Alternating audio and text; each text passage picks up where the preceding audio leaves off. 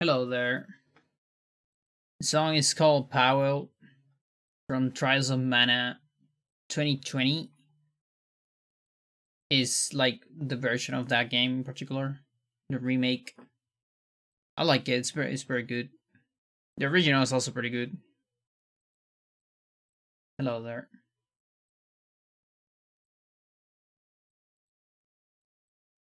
Yeah, I just got that from Beanie stream. Like I remember that song in particular being really cool.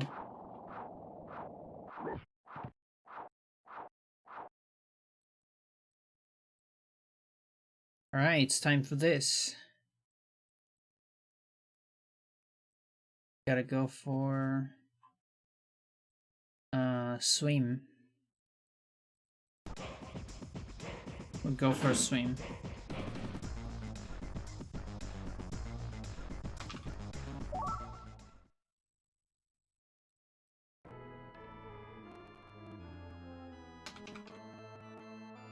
Probably a hard level to route.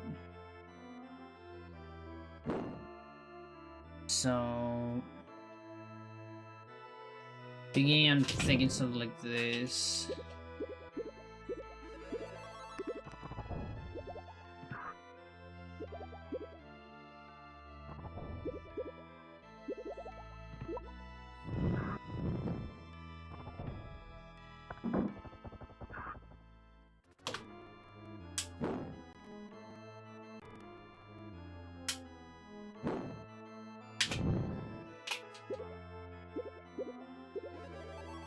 What if I like?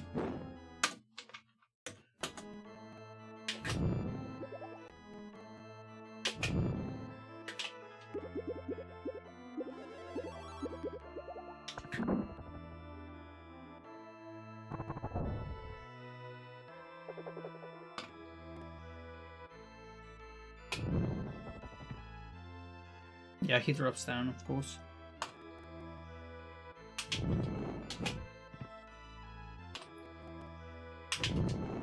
Yeah, that's the ideal scenario. Getting a very fast jump.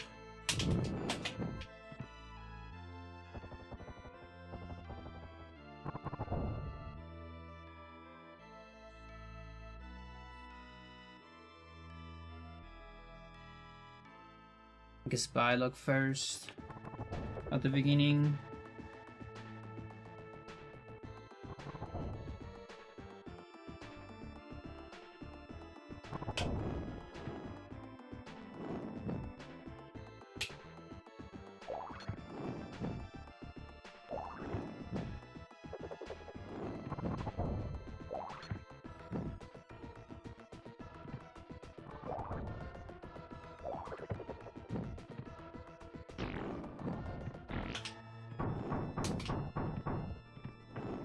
Okay, let's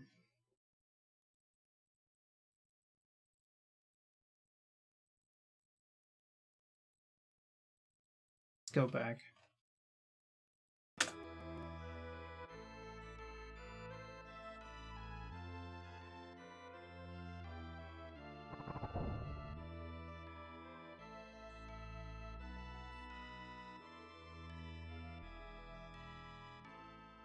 Hang on.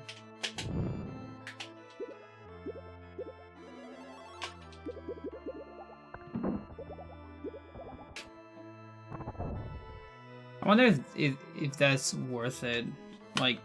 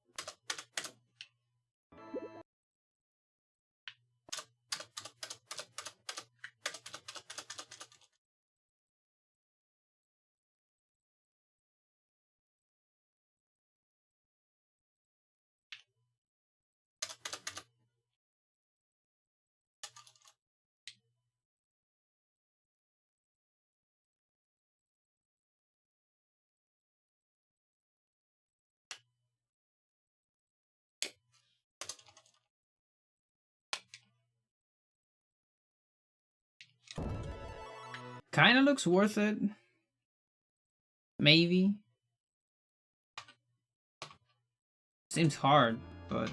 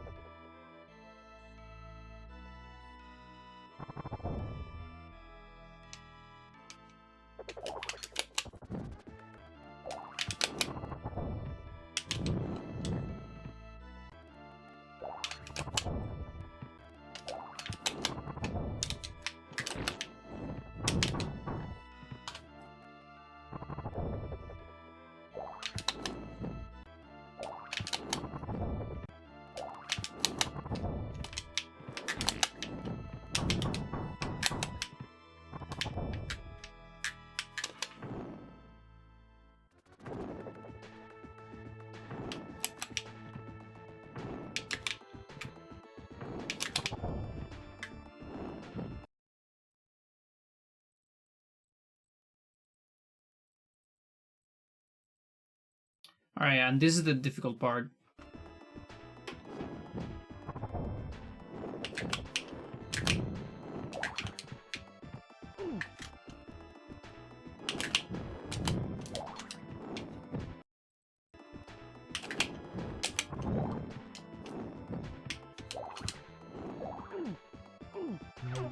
Yeah, because this guy's kind of in a bad position.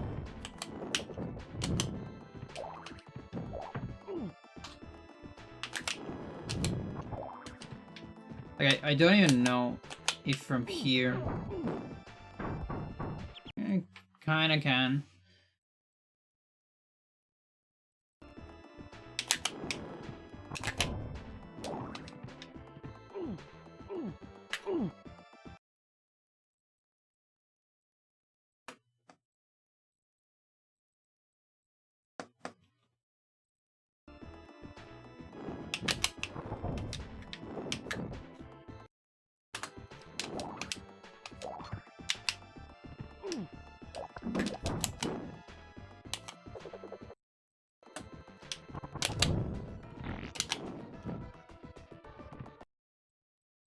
Yeah, this fucker right here, it's very annoying.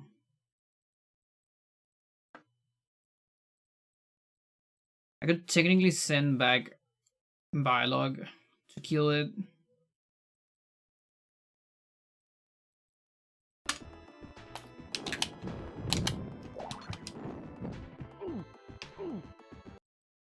Like, sometimes Eric is in a good spot.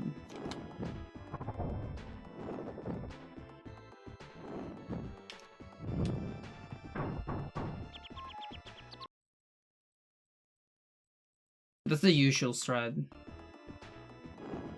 I was just trying to do like multiple things together.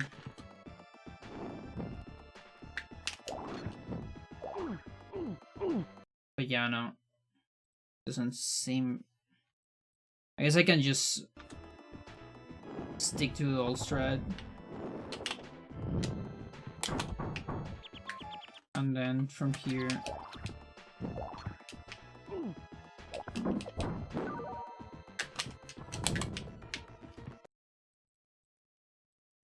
Because that just works, of course.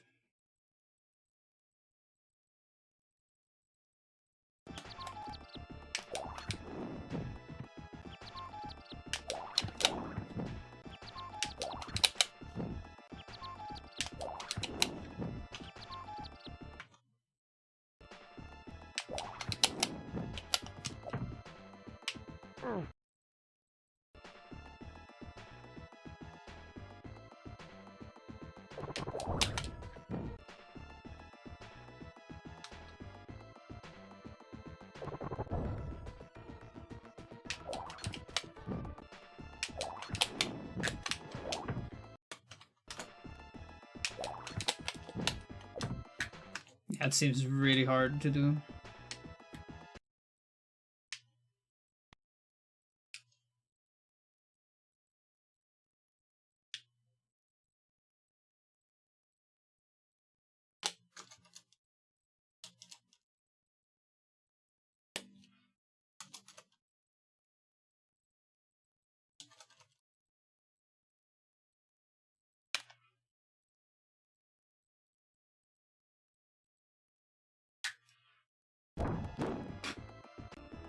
It is possible. It is probably possible.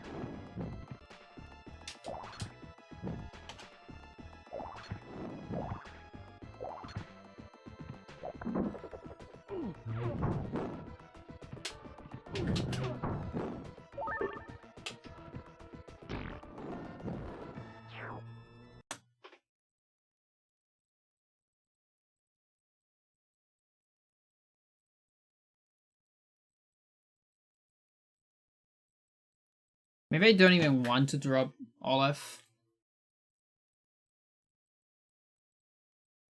Now I think about it.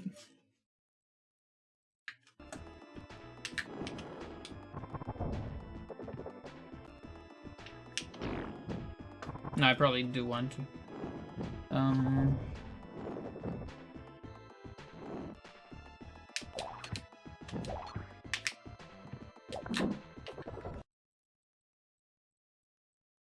Oh wait, how about change after that?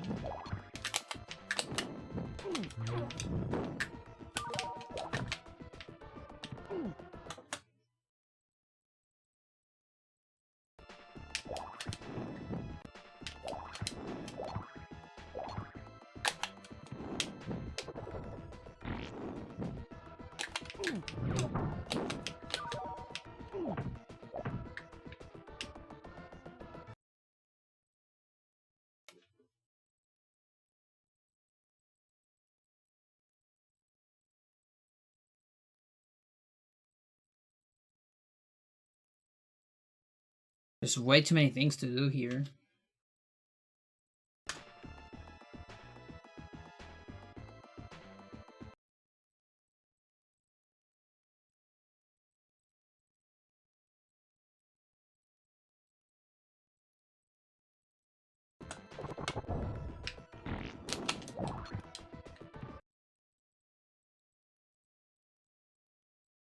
Yeah, Olaf isn't in the best spot there.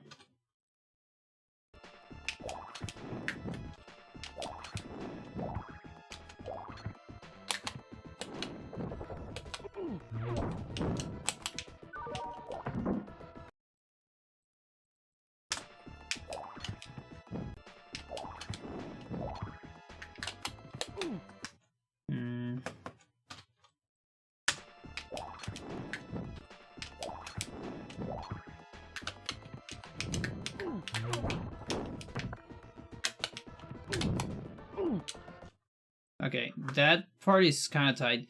I can probably change to Olaf there instead. So Bylog gets the hit, like almost guaranteed.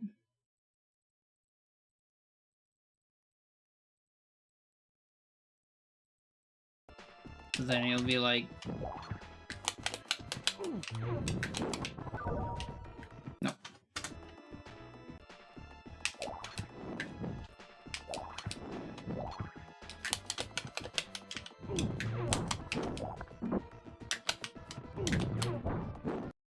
Actually...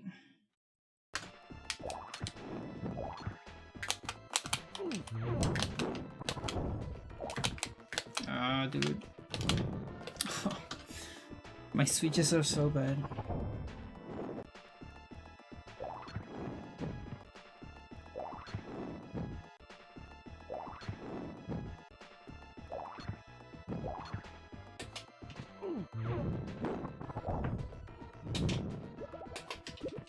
There you go.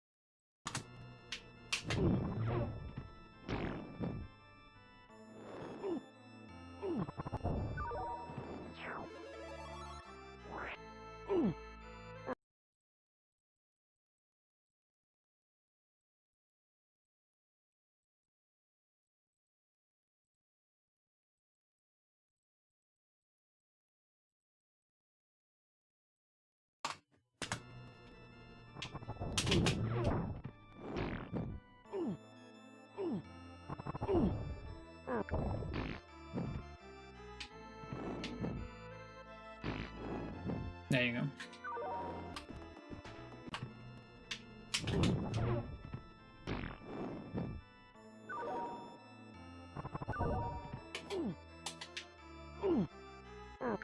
So then I go to Bylog.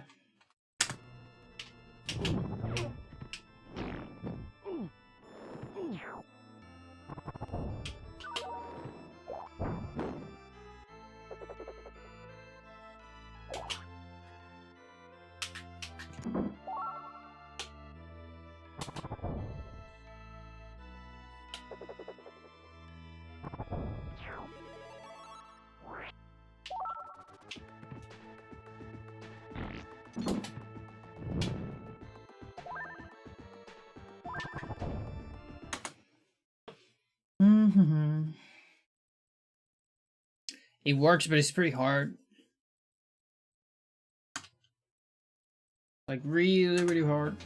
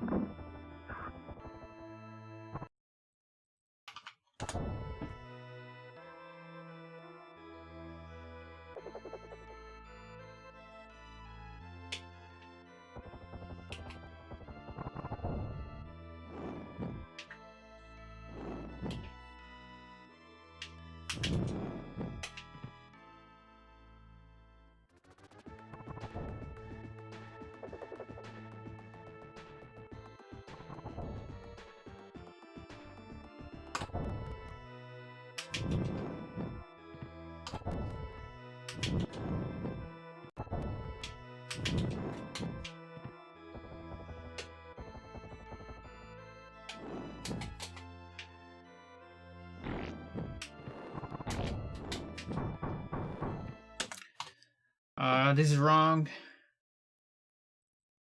Olaf first.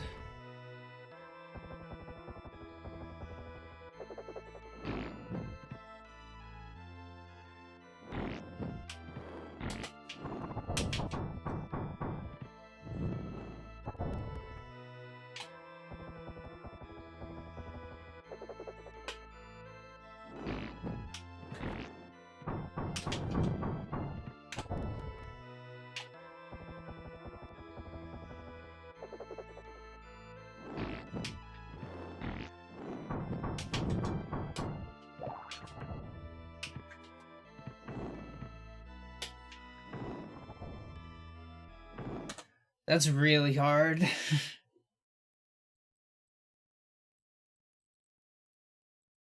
It's so many switches. I'm probably like skipping one. Like, I guess this one. Just go immediately here instead.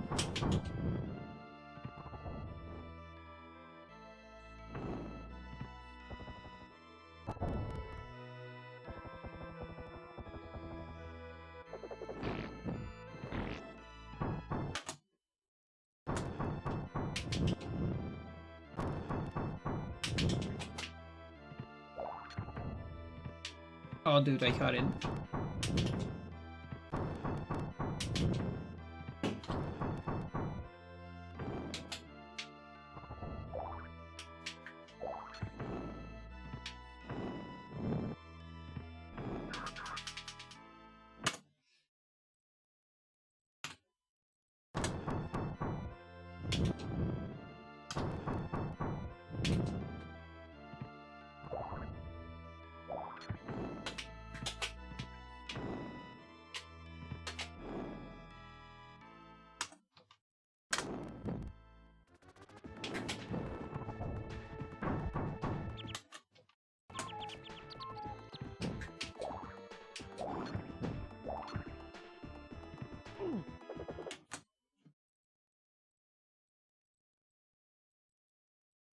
I'm gonna have such a hard time with this level.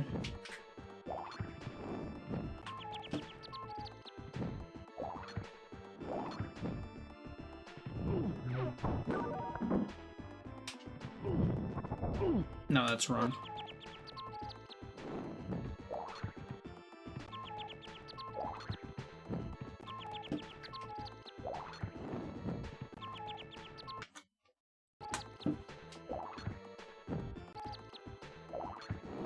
Please.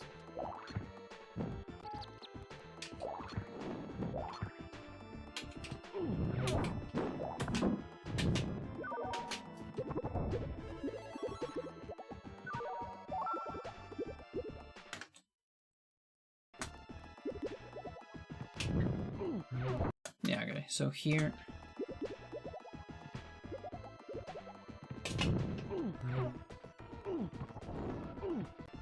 And then I need to be very fast too.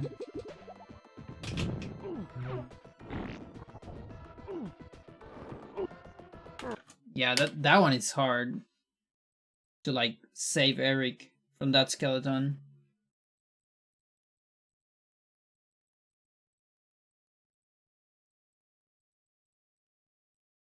I guess I can switch to Bylog instead of Olaf here.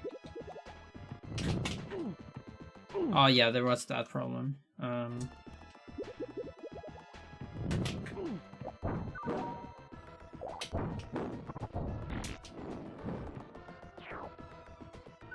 mean, it's more safe in a way.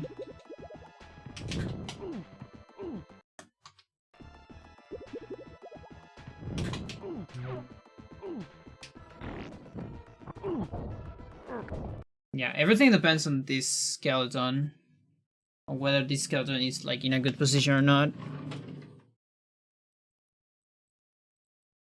Because if not, then I can probably switch to Bylog instead.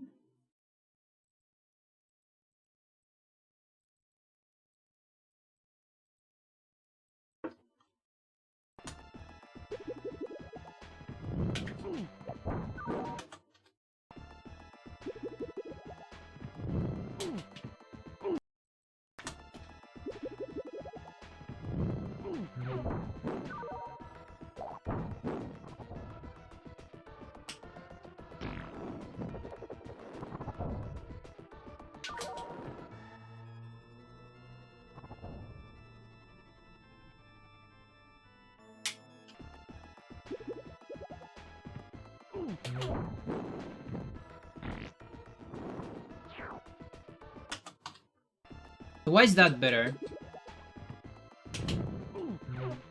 Oh, because this guy isn't that far.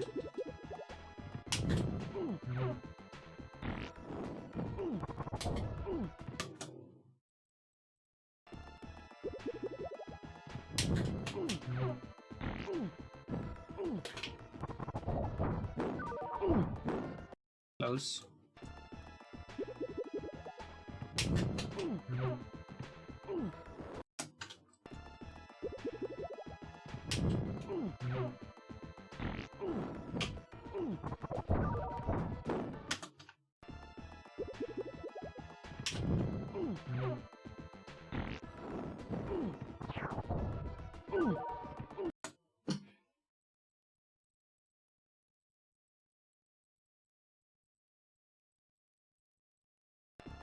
Oh god.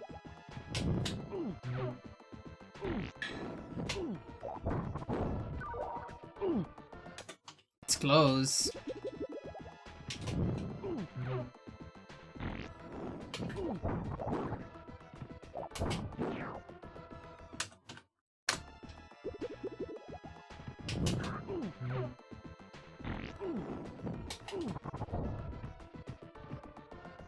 Yeah, I guess I have that backup. Like, if I see the skeleton is too close, I switch back to Eric.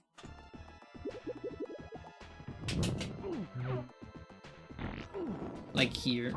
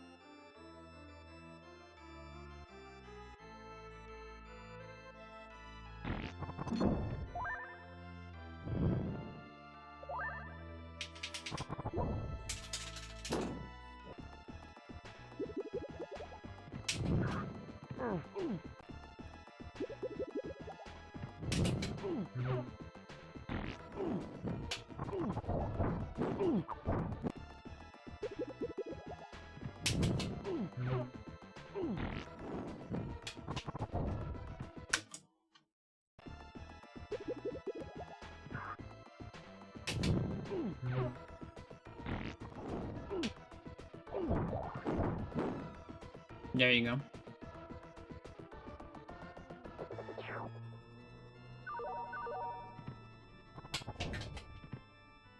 Yo, TAP, how you doing?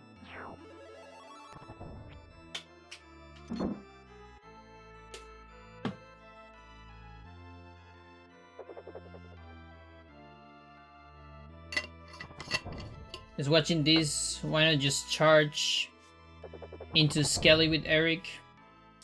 Because there's not a lot of space.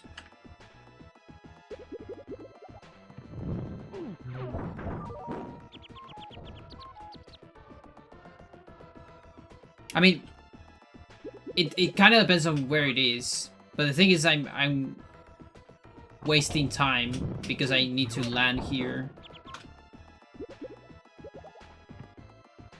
I'm from long day of work, still working. I see. Because I was trying to save time during this swap right here.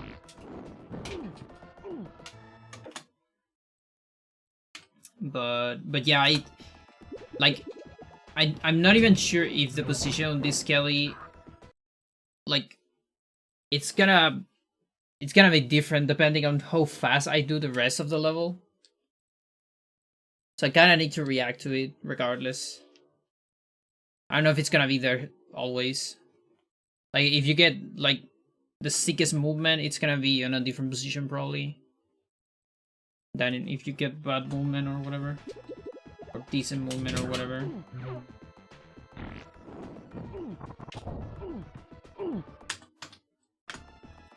Hello, no.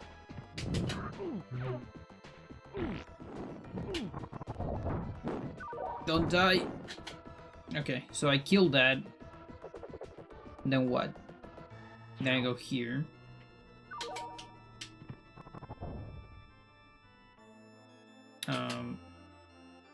Then Bylog first. Or I guess it depends on how many frames I have of falling here. 1, 2, 3, 4, 5, 6, 7, 8, 9, 10. It's more than 7, okay. When I position Bylog and Eric closer to the ladder to avoid skeletons. It's hard.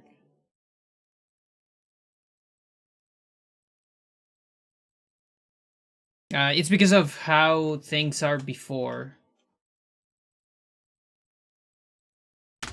This is what's going on before. 5. Jesus. I don't know. This is a wrong one. So yeah, this was completely wrong. Let's just go to the beginning. Go all the way back.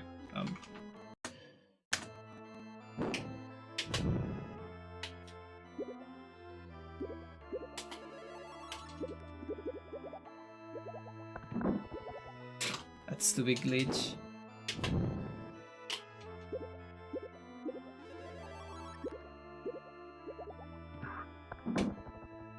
Okay.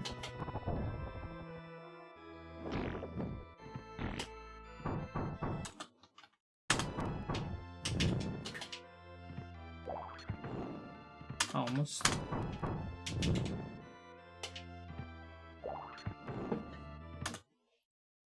Don't mind me, I'm commenting on something. I get the answer to almost immediately. You just watch. Okay. No, but still, I still need to practice like all the parts. Fuck. No.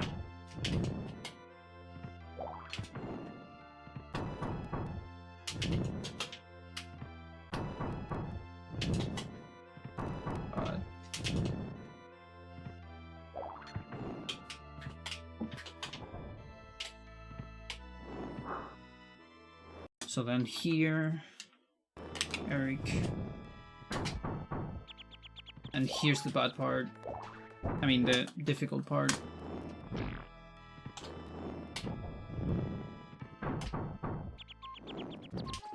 I don't like this switch. This is the position of the ladder.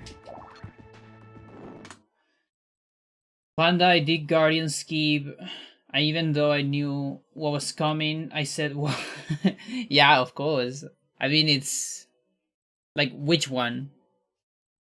This is Zombie Clip or Summon, like Insta-kill. Both have, I will have the same reaction though. This is still like pretty fun. Insta-kill, nice.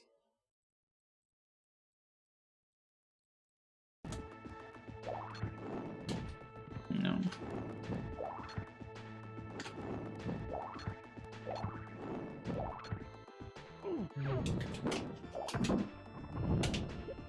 So I leave Bylog there.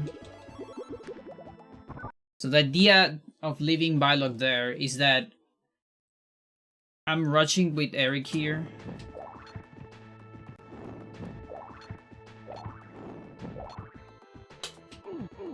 Ow. So here, I'm rushing with Eric. And then I need to wait so Eric goes down here. Then I softlock. Did you press star or something? And that's why I'm moving Bylog here. And also, like, having Bylog there, you can kill this Skelly with a counter.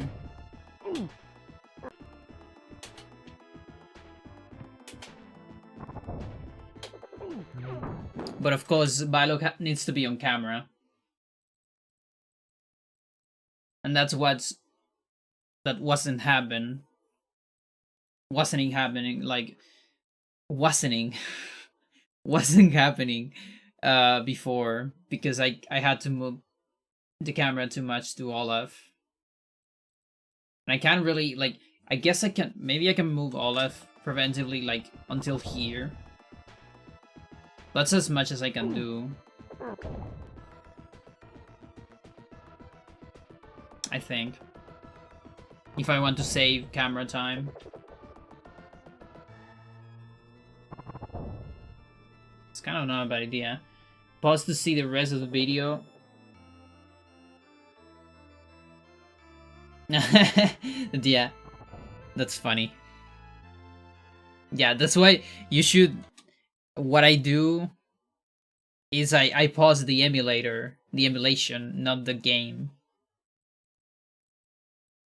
That's why that's something very useful in case you're curious. I have binded the most important um, features of the emulation, just like here, for example, like this. I have it on a key, so it's easy, or the frame advance, or moving the camera, stuff like that. Also, all the save states. I can send you my binds if you want. I have all the save states on F, like F1 to F10, and the numbers are the loads from 1 to 0. And then enter is frame advance, space is pause. The little thingy that is to the left of 1 is mute. Fast forward is tab. And I have the 3 axes on QWERTY. It's more or less on QWERTY. It's like WASD, actually, the axis of the camera.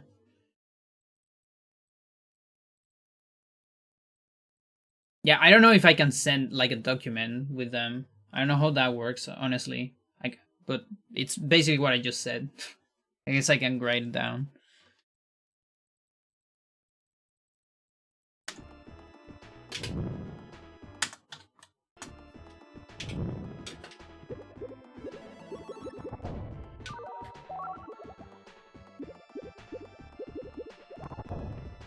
So then I'm here. This is where I was before.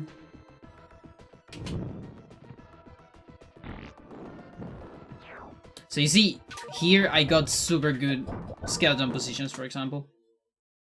Very nice skellies.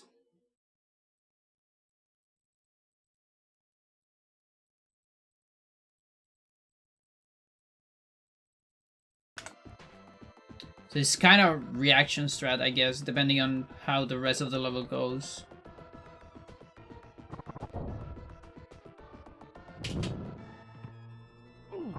And also how far Eric goes on that boost. There's like multiple ways to cancel this boost. If I don't cancel it, for example, I get... Oh wait, do I always get on the ladder if I don't cancel it? I guess, yeah, I guess that's true. That's probably what I want to do, actually.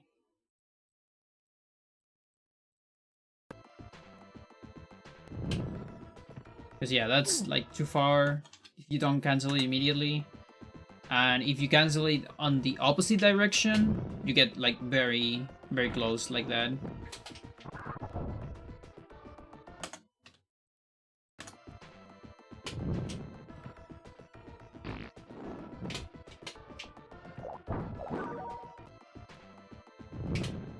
I guess I can do something like this.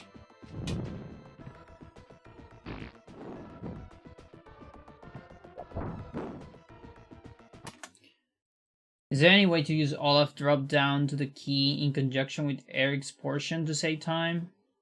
I think I was doing that on the previous route. Like that probably saves camera time. Now I need to find another moment to move Olaf then. Like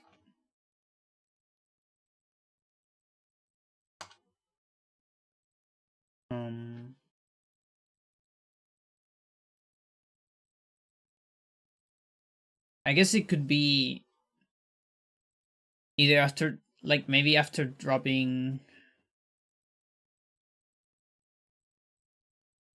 Hmm.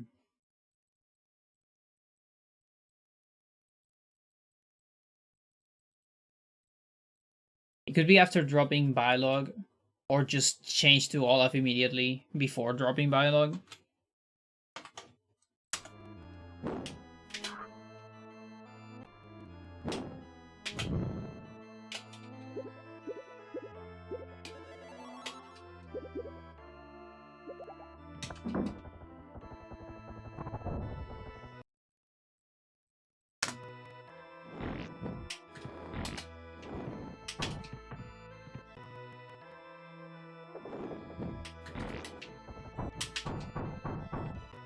A jump is hard.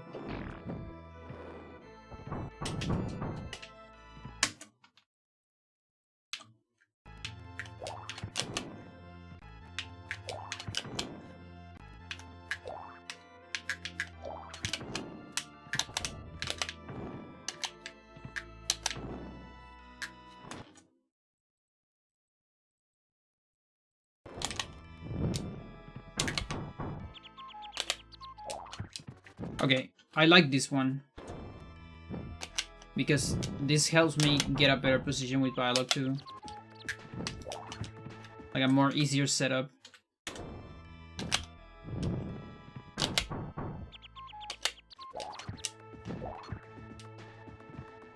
Okay, so here...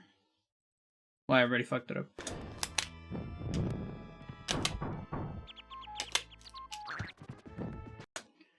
What I'm thinking of this, instead of the super jump for Bylog, get him to the center, swing in the air when Olaf moves down and Eric follows. The thing is that the super jump saves a lot of time.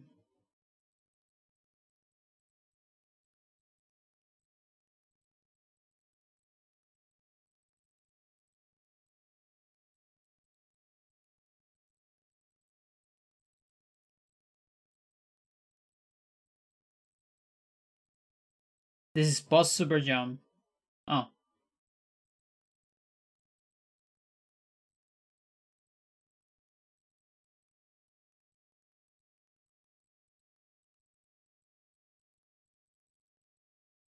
Oh, when he re-grabbed.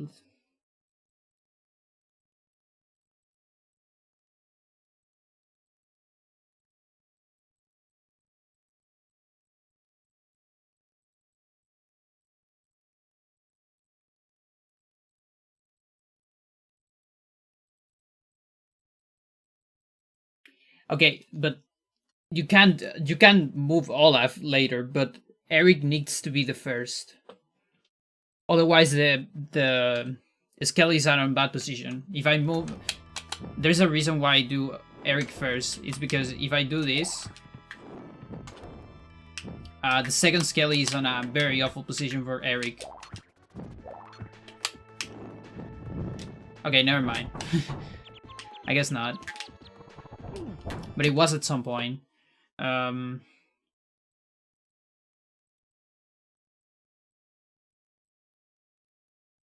no, I was thinking on... No, never mind. I was thinking on this. On doing that. Yeah. If you do that, the Skelly, it's gonna hit Eric like this. Yeah.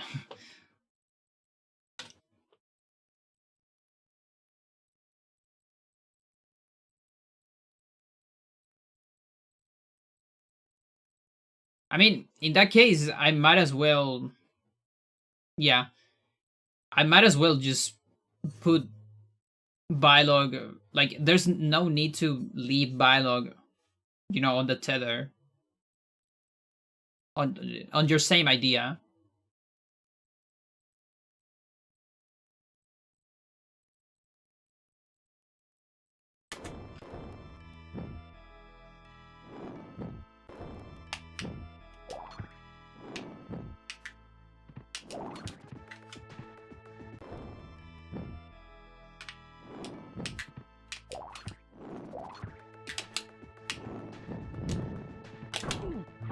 Yeah, the biggest problem is this thing, like...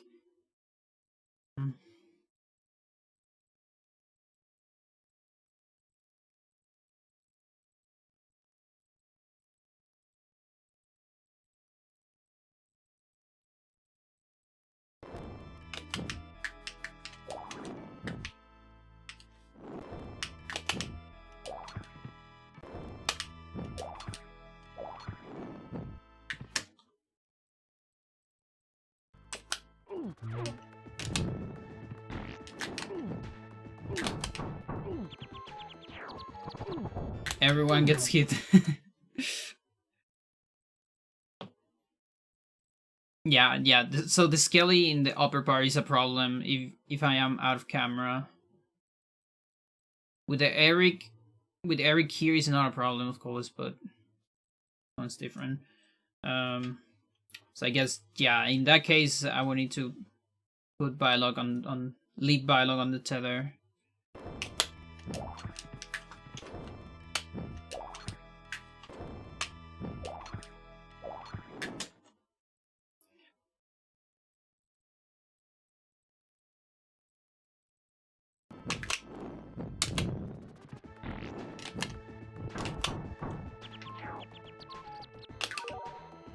Yeah, the problem is like it's kind of hard to control this Bylog here.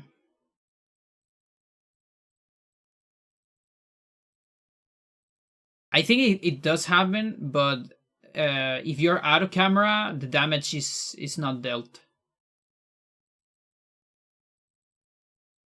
That's the biggest problem.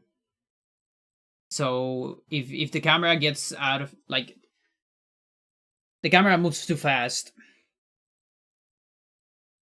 so the attack doesn't finish, I think. Or maybe you're right, maybe it just doesn't happen. I actually don't know. No, it tries to attack.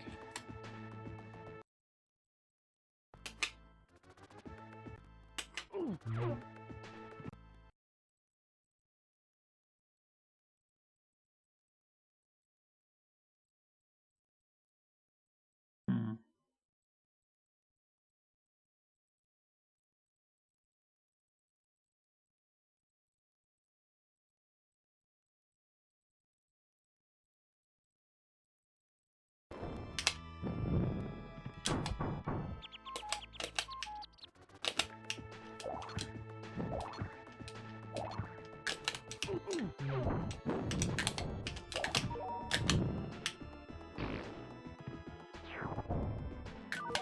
I guess I can do that.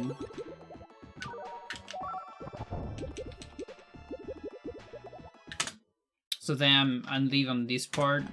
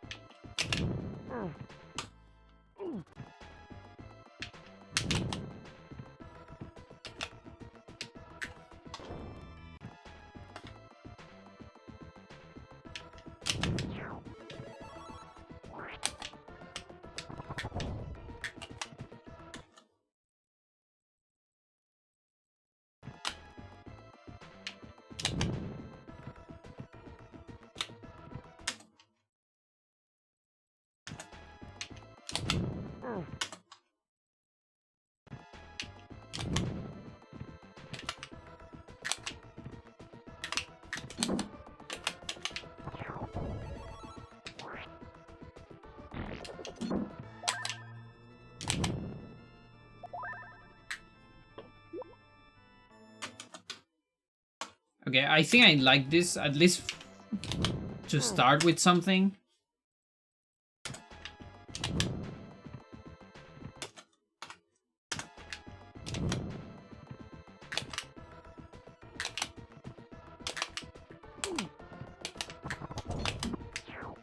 So then this, and then here.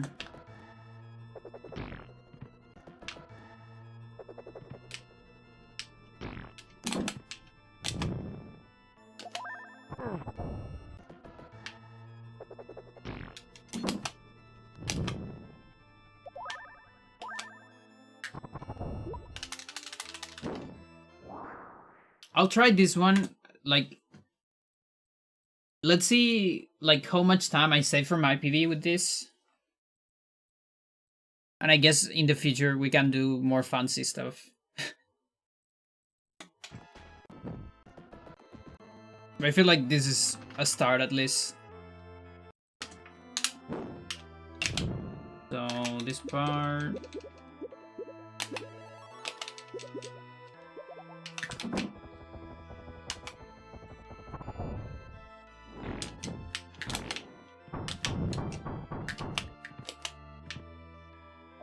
We're gonna get a lot of fire there.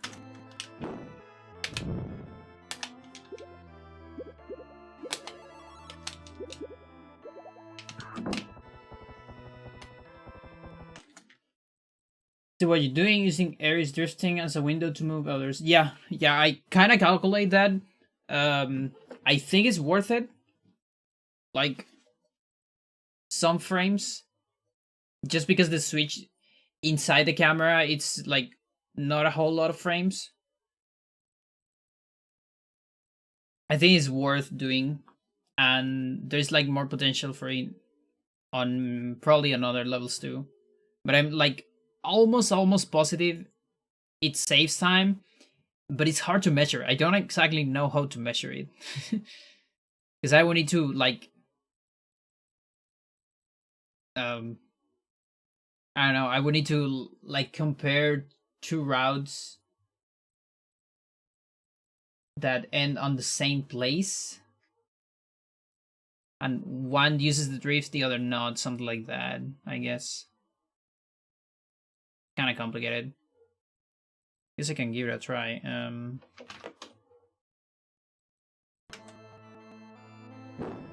Could that be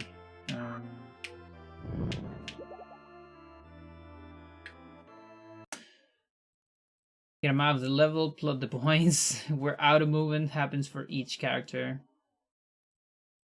I'll say that's too much work. I would love to do that, but I don't think I have the time to do that.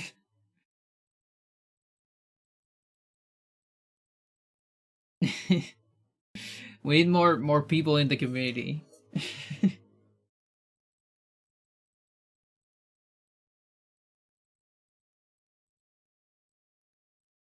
Yeah, it's true.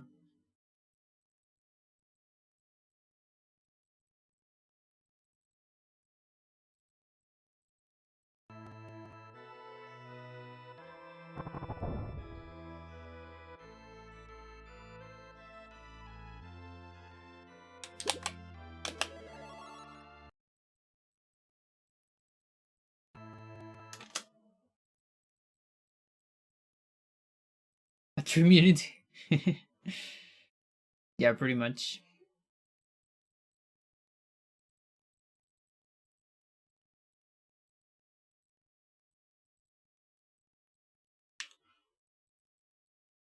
Um, so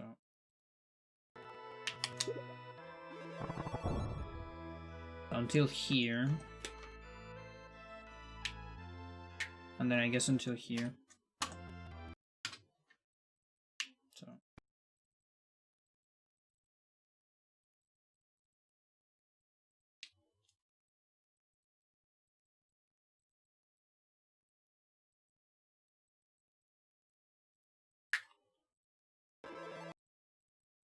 like, how often? Yeah, I can do like 3 there.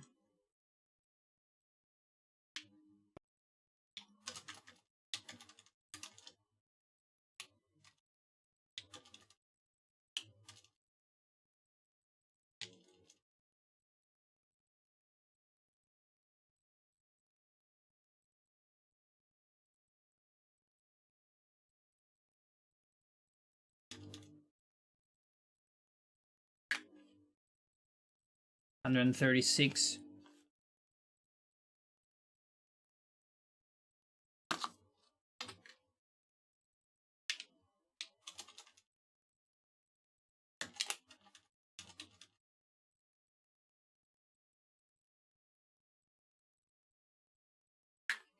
$75.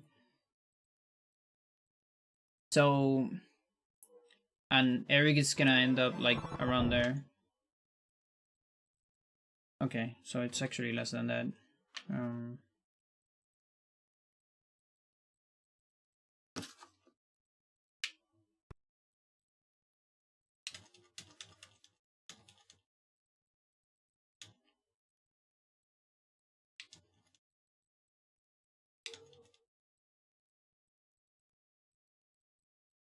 probably around there.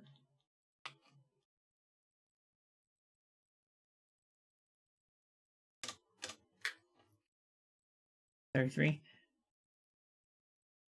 I kind of want to say it saves like 60 frames, like an entire second. Intro, you just swimming Bylog and using that as a window for moving Olaf instead of that super jump.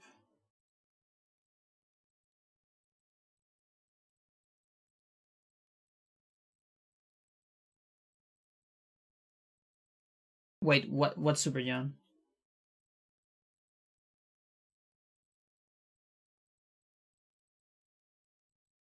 Oh.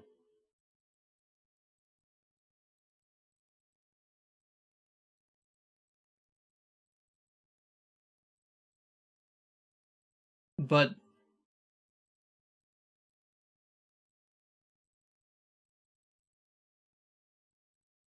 it's like the same,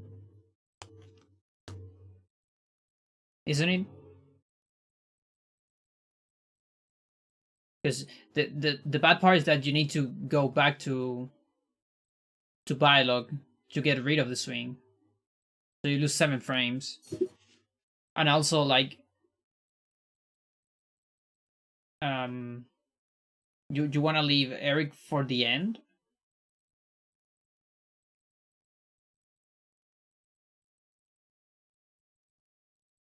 Because Olaf cannot be the last one.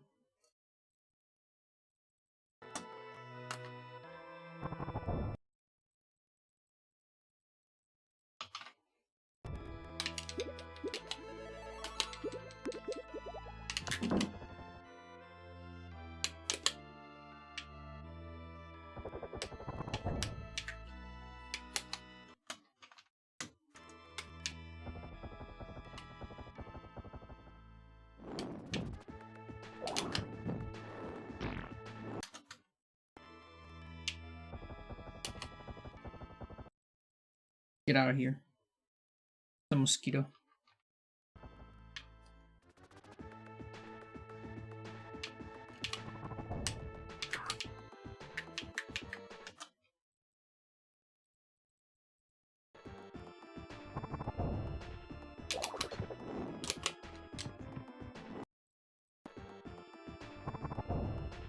Like, it, for me, it feels harder than just do this. Because that's instant. And you just switch. You don't need to switch back.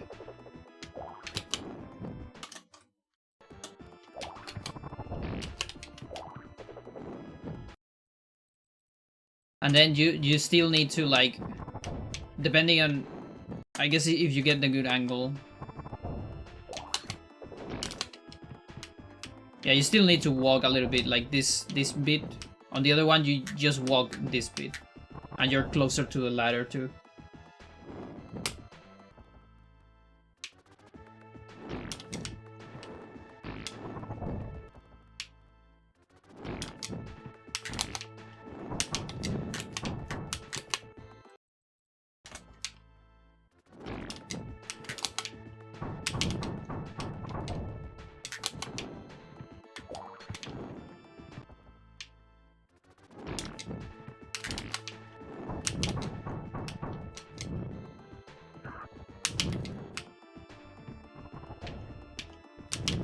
I really wonder what is the window for this thing.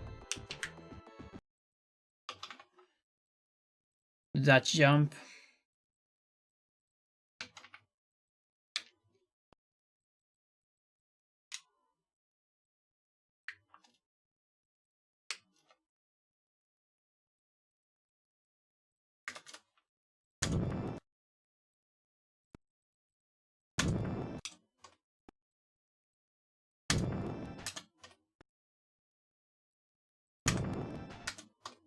Wait, seriously?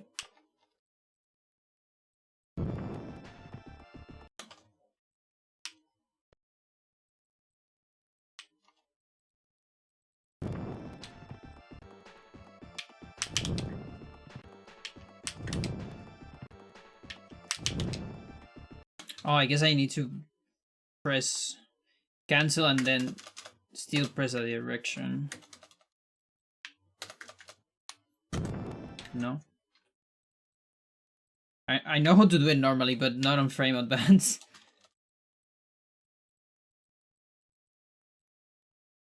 Alright, now let's cancel it. So that it's cancel, I think. Now let's press the direction again. Okay, there you go. So 38th, 39, 40, 41,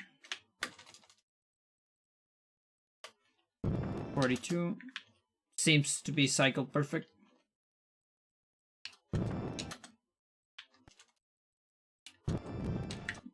Yeah, I mean, then I'm too short on the position. You can have Eric like here, honestly. That's a lot of frames of Eric movement there before you can switch out.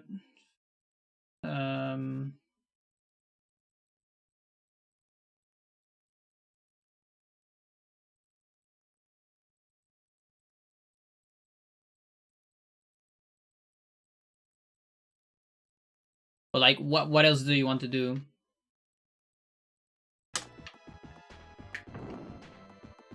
Like, technically, I could jump here and then jump again, but that's also like a lot of frames.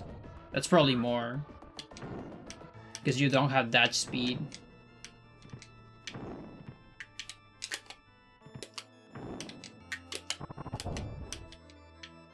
Because if I just jump and switch, he will fall. And a boost from here doesn't land on the other side. It lands there.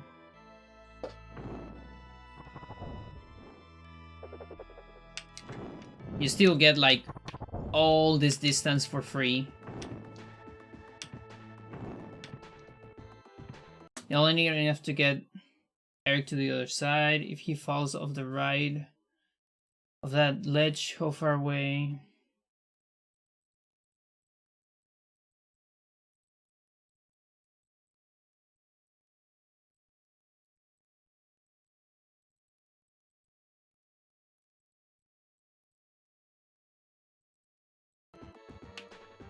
But how do you want to get here?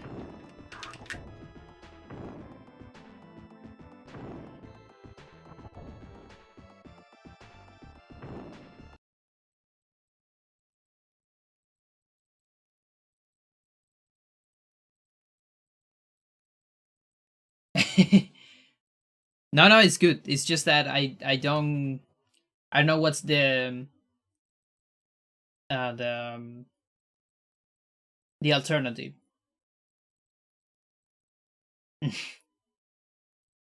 I don't get the alternative because here you can switch as soon as you get this jump. It's just that I don't switch that fast because I'm not that good yet. But like, you can switch as soon as you do that. So you switch here, you get all this distance from this ladder up here. All that distance is for free. And because this is a dash, it's actually not that many frames here on this part. The other option would be like jumping here and then jumping here, maybe. And then you can dash from here, which is also kind of bad because if you want this dash to don't land here, you need to cancel it, I think. How did I even got to the other side? Well, never mind. There's still a lot, and the other thing about these jumps, you need to switch like on the middle of the jump, like here, for this to land on the other side. So it's also a lot of active frames, probably more than this dash. Probably a lot more, honestly, because you're doing 3 of these. I mean 2 of these. This one, half of that, half of this. And those are with walking speed, not dash speed.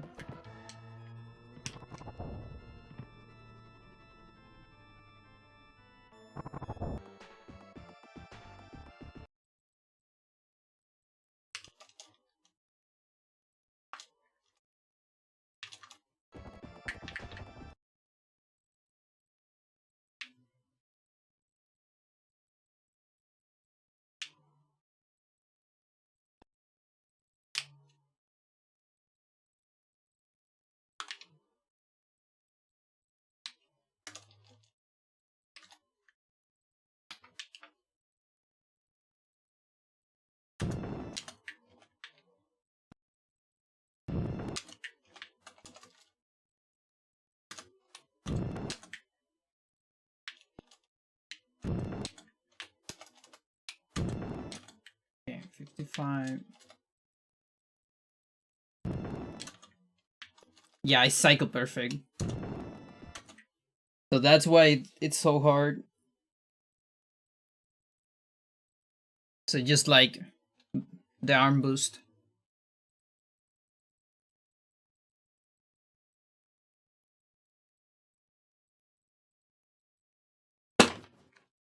Almost. Almost got you, fucker. Sorry for that. It's a mosquito, but I can't catch it.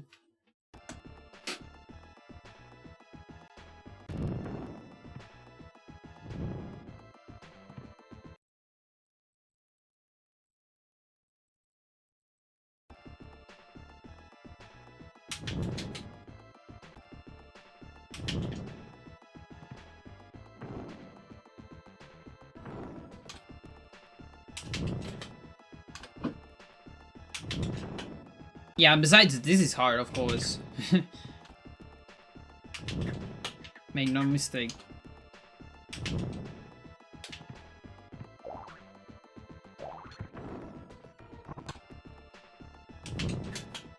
Oh, I keep switching to Olaf.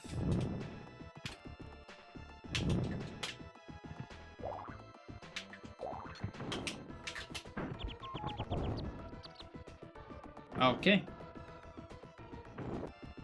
That's interesting. Never seen that one happening.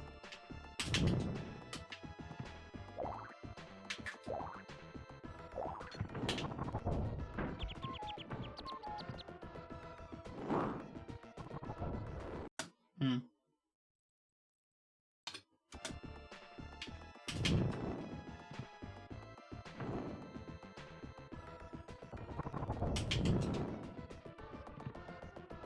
Fuck you.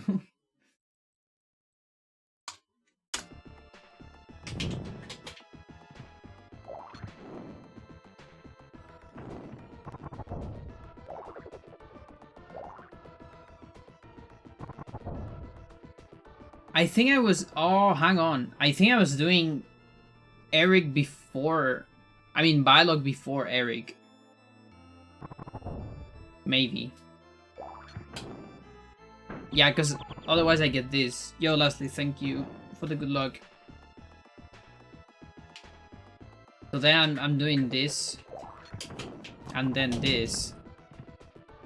Yeah, because then Eric is here. That might be better. Actually, I don't know why is Eric doing this. Or am I doing Eric before Olaf? I don't remember. Oh, I don't remember, dude. I am doing Eric before Olaf.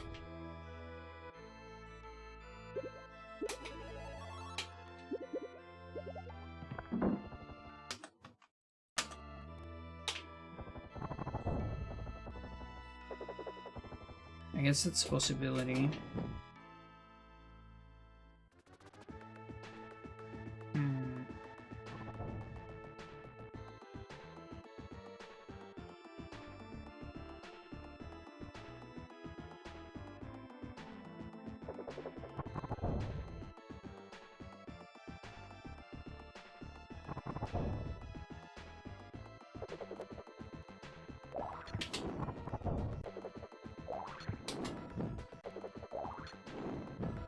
Please.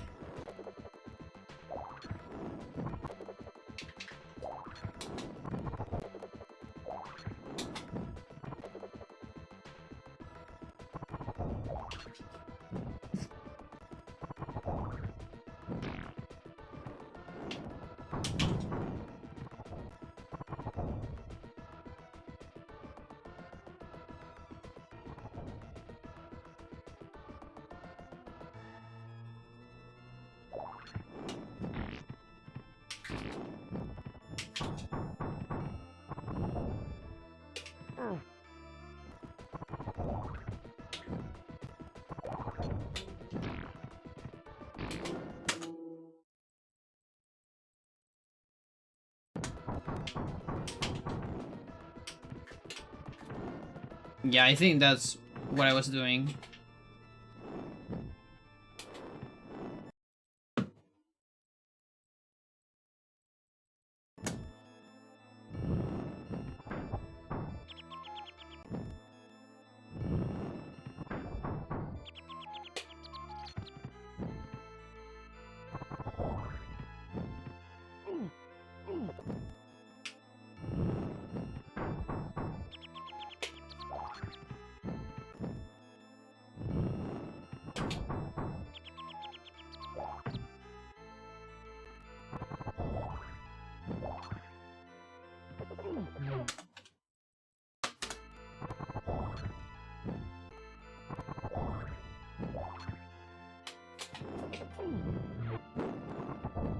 Oh, these switches.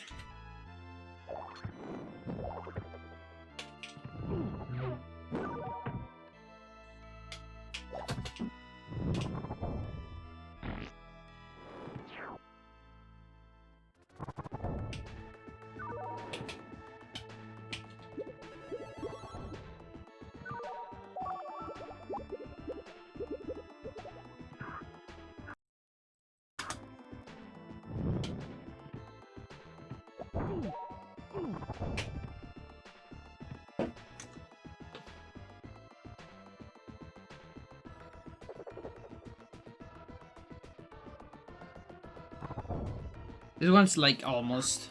Or I forgot something. Okay, I know what I forgot.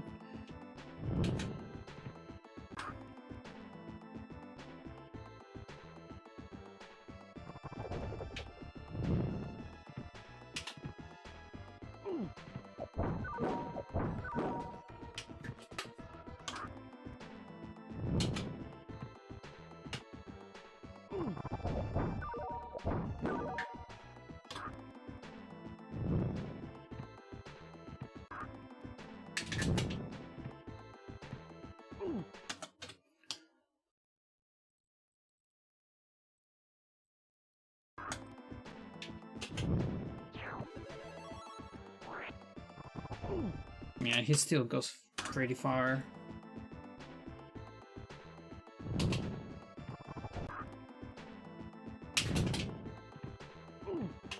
That's what I want, but with the skellies in a better position, of course.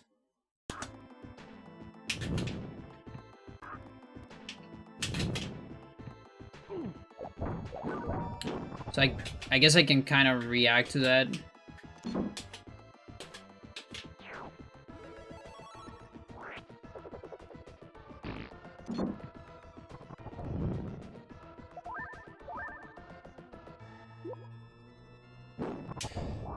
Oh, it's so hard. This level is so hard. Like, you know, with all this new technology, and not just new technology, like just me being more conscious of the game, I'm optimizing the game. This is gonna get like harder and harder. I really feel this game will get into like Metroid Prime situation, where it's really just like how sick you are with movement. What makes the difference?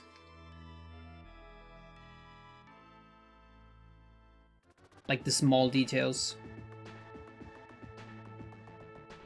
My hands hurt just thinking about how intense, yeah. You know, so far, they're actually not that intense. They are like way more intense than Eternal, for example. But what is really intense is the brain. I had such a difficult time like thinking what I have to do. Because of course I don't have the muscle memory yet, but like there's a lot of situations where you have to switch one character. Something that happens a lot to me. You have to switch to the character that is on the right, but while you're doing, you have to go left, for example. So you hold left, but you have to press this. Things like that make my brain hurt. And that's why I get the switches so wrong all the time.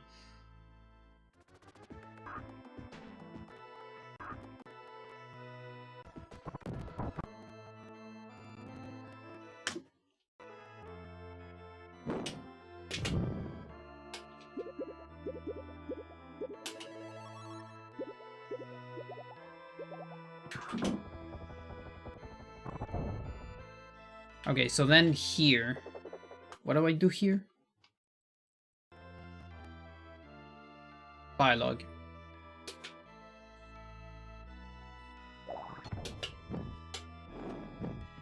This is dialogue into Olaf. No. So there it happened.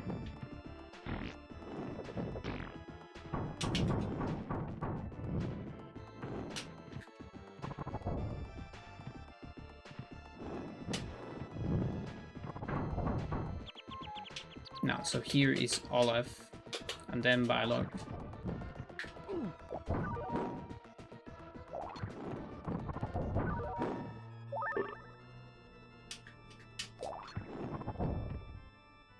Yeah, this one is precise because of position.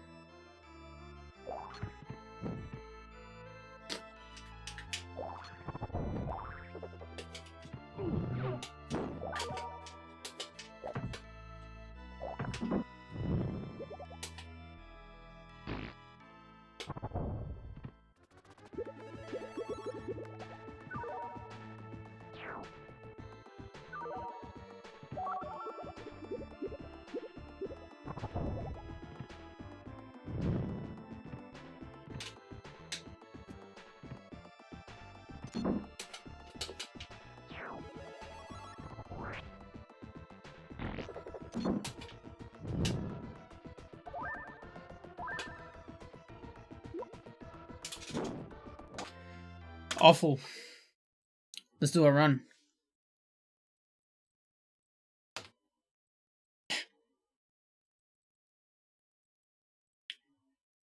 I don't remember how good my PV was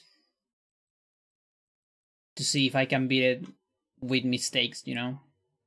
Like mistakes on the new route. Or not really a new route. More of a new strats, I guess. 113, okay. Sounds decent.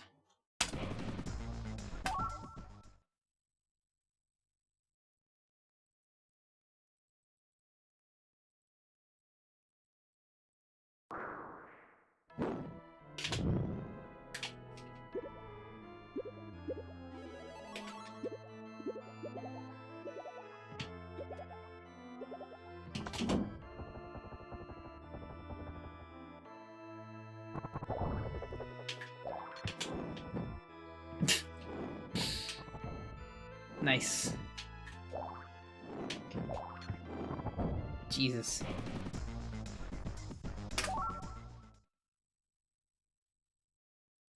I don't know if I can finish a run with these threads, honestly. Not without a lot of practice.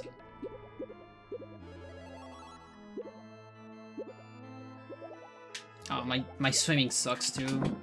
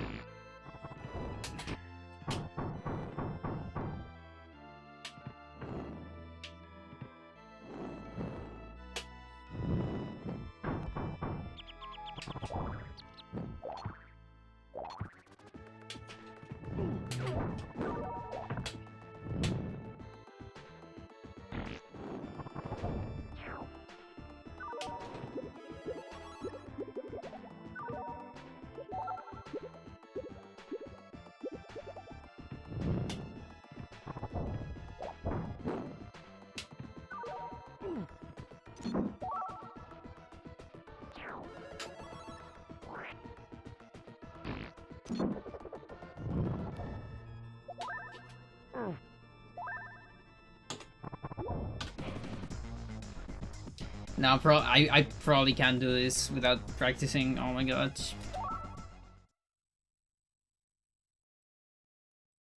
It's too much.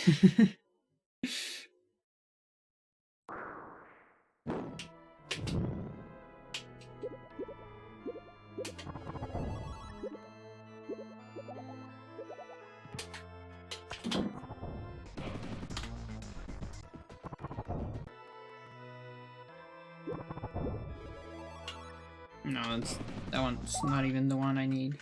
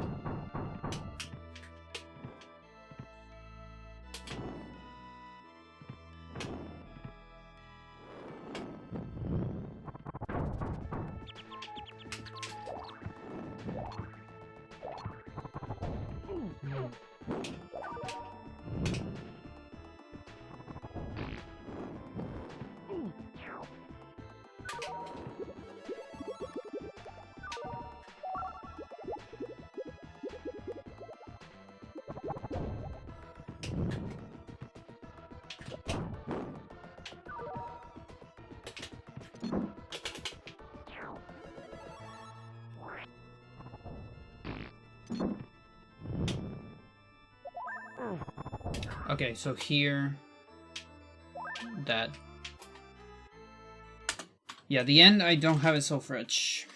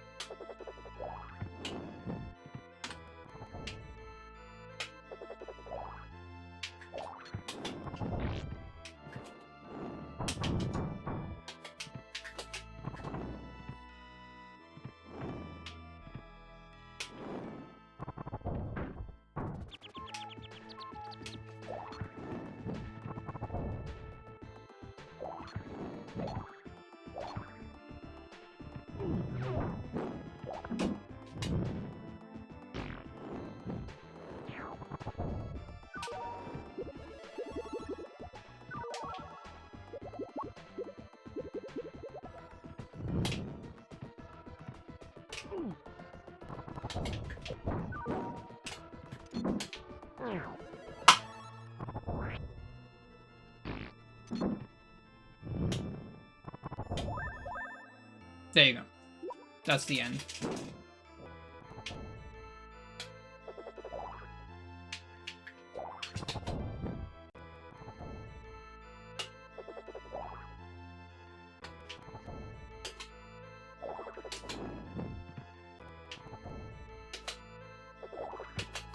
Ah, dude.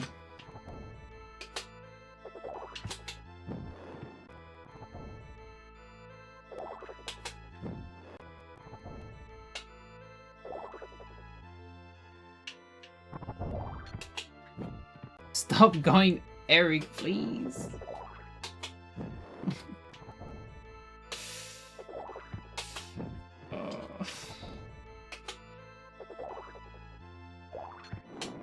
There you go. No!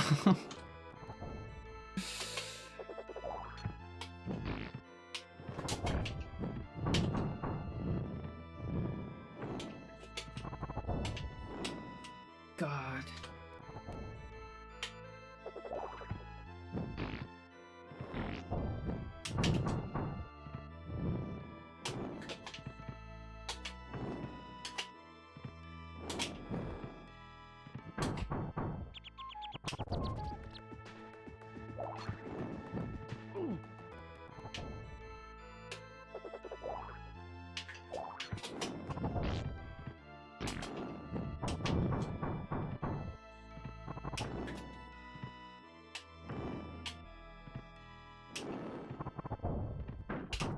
Okay, Olaf. That's it. Good, good, good. Finally got Olaf.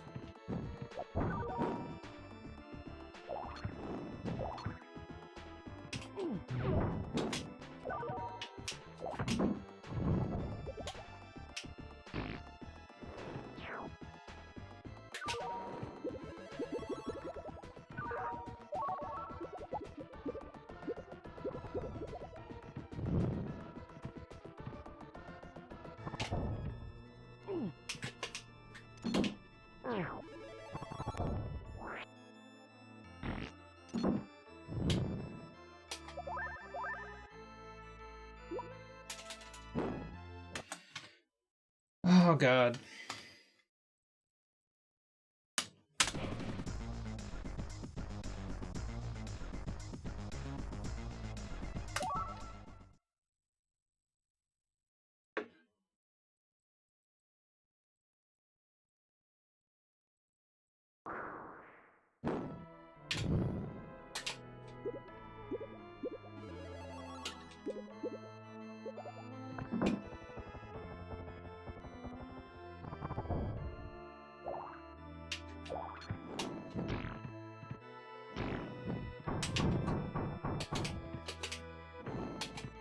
Oh god.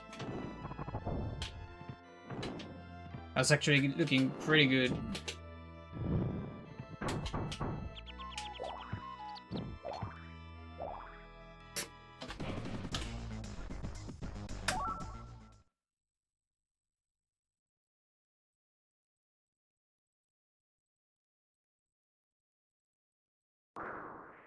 And yeah, that's the other thing, like, there's so much going on that it's, like, I'm still not at the level of being able to react properly, you know, when I get a mistake. Which is most of the time.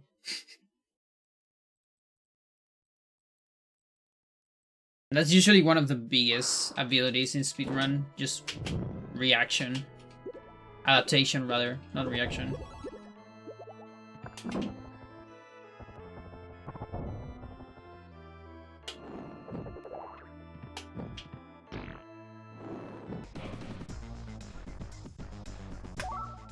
It's probably a bigger thing on any percent, or like longer runs, more than individual levels. Or I guess unoptimized on individual.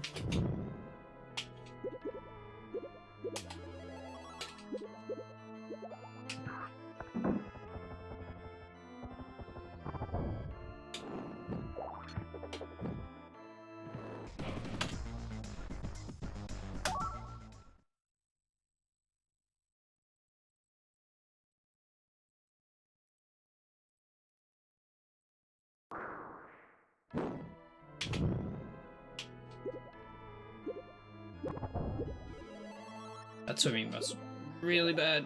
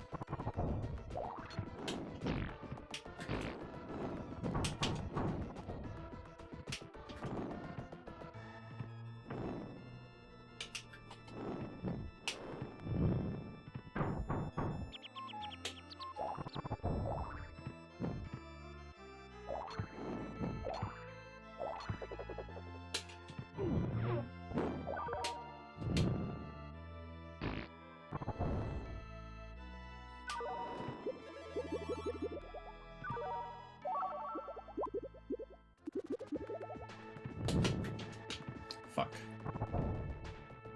Fuck.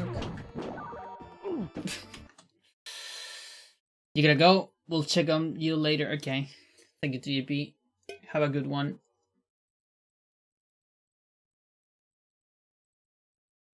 Probably most of this stream will be me trying to get a PV on this one, though. I don't think I'll do anything more than that. Maybe I'll, like, if I do get one, I guess I can take a look at the next one. Time.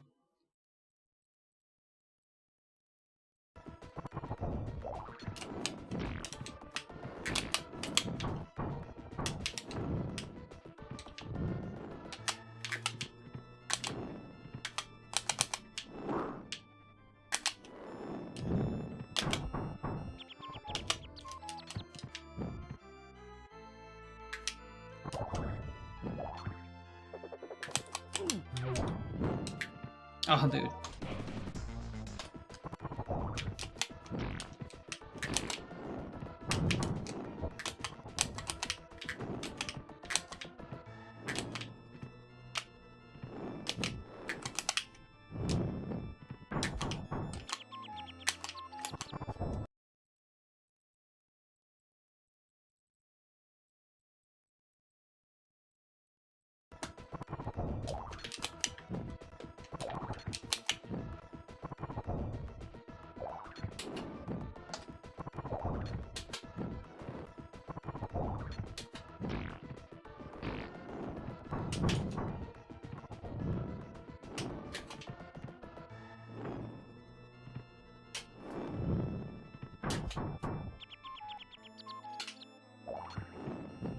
Okay, this part is like really hard.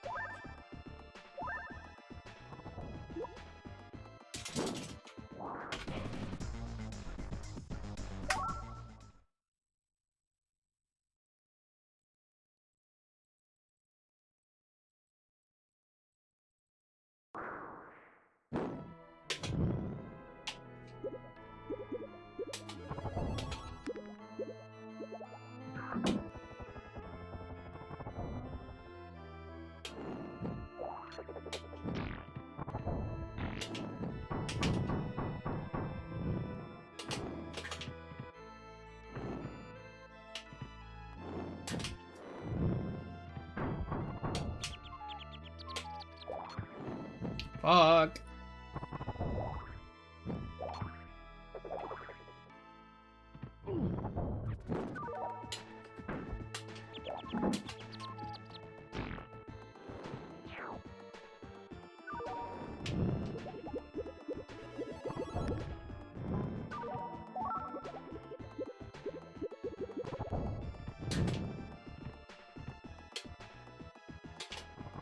No, please drop.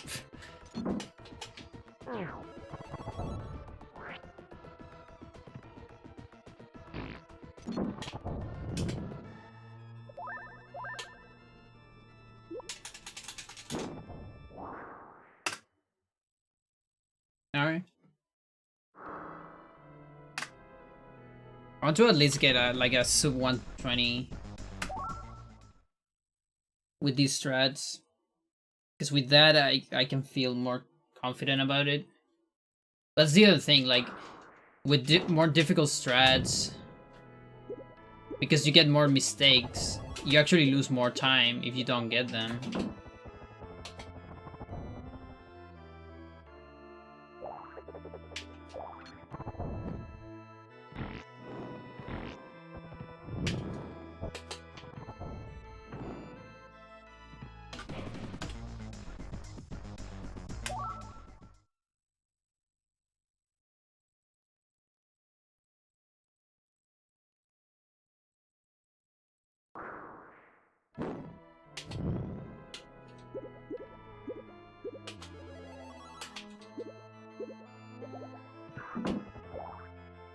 Nope.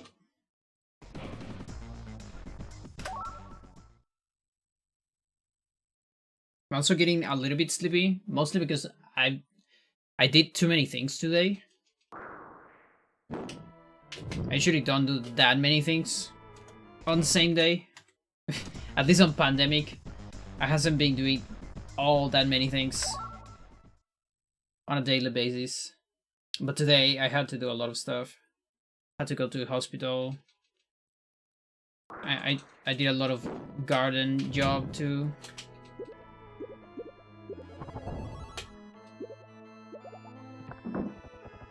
Played some guitar, which I hadn't in a while.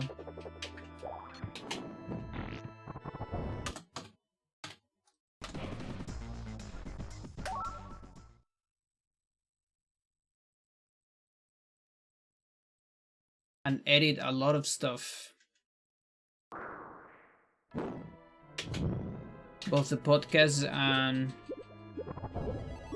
the video of last stream, basically.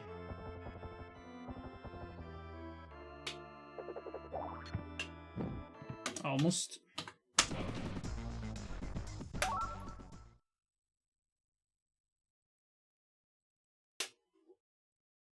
But yeah, podcast is taking a lot of time to edit. This episode's too long.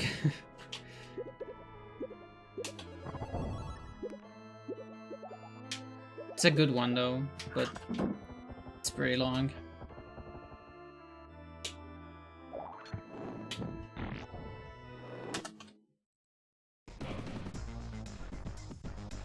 Let me change the save state here to get a different part of the song.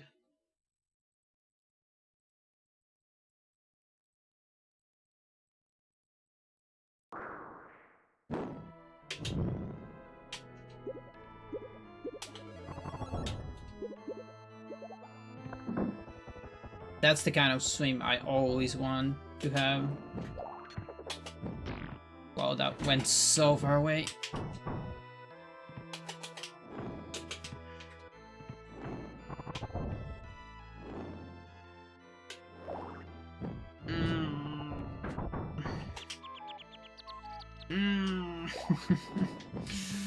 Oh, it was so perfect. The beginning was so perfect, and then I got nervous.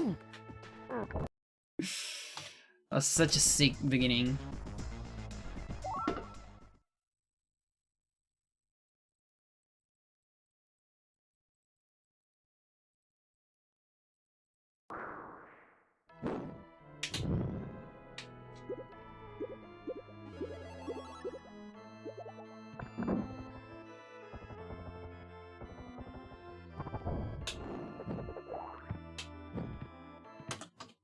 Wait, it was the wrong switch anyways.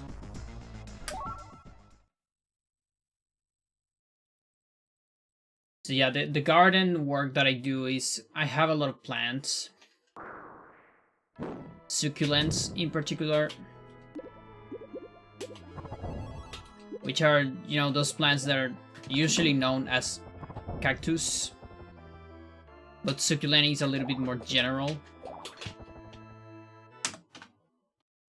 All the cacti are succulents, but not all the succulents are cacti. That's like the rule of thumb.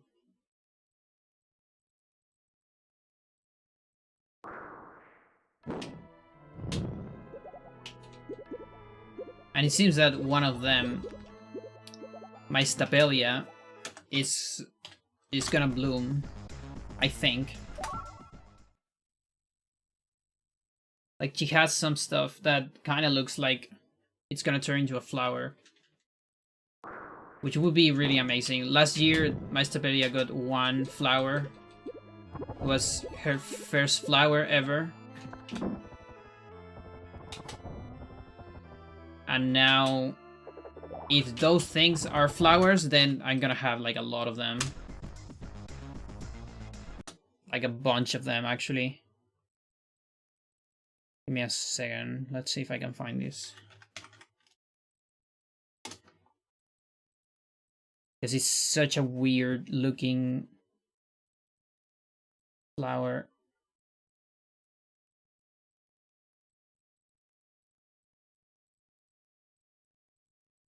It's not this one. This is another one. This is not a succulent actually, but it's a pretty good flower too. Where's my Stapelia? Maybe like here. I don't remember this being that old. I guess it's old. Well, here it is. So this is the Stapelia. It's the one like on the center of the photo.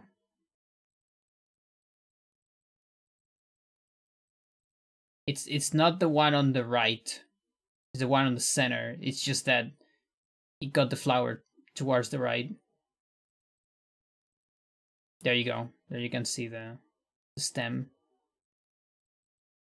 And yeah, that's my hand. It's big. It's huge. It's such a huge thing. And I think now it's gonna have like several of those. That's usually how it goes with Estapelias. Estapelia is the genre. The species of this one, I think it's called like grandiflora, something like that. But the thing with Estapelias, with the family Stapelia, so is the most common Stapelia is variegata. This is very common Stapelia, found in many houses. This structure and these very beautiful flowers. These are smaller. It's like the size of a finger, maybe. Yeah, pretty much. So the thing with Estapelias is very common. So you see, this plant, for example, has just one flower.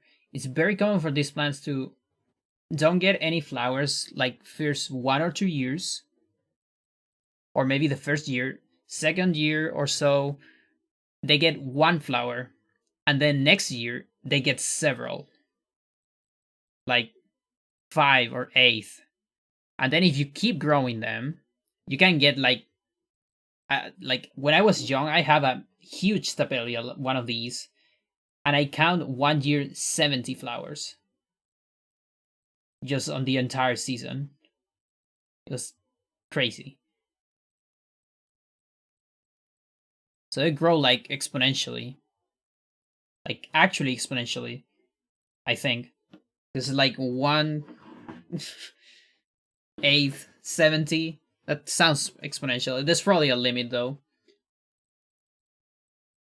of course. But yeah, they go super crazy, and they have super beautiful flowers. Stabelias are from Africa. There's a lot of succulents from Africa.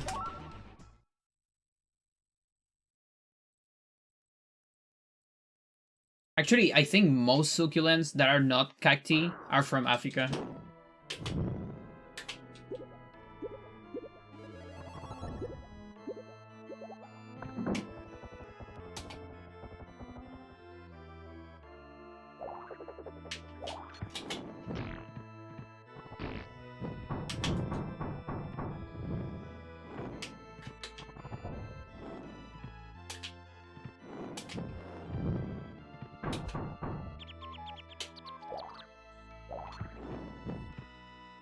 Yeah, I'm just not in a great position there.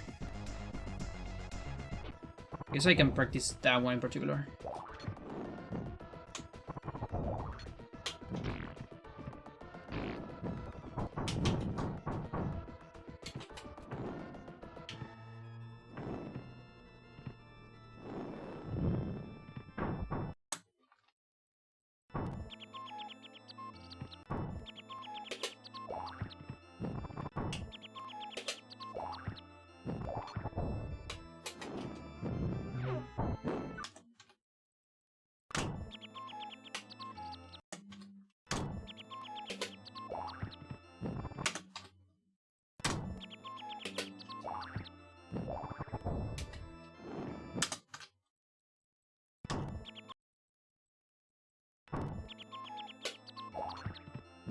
Yeah, I'm going too far. I'm scared of the ladder.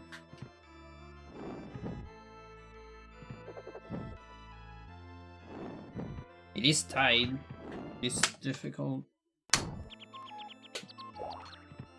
Yeah. It's exactly what's going on. I see it now.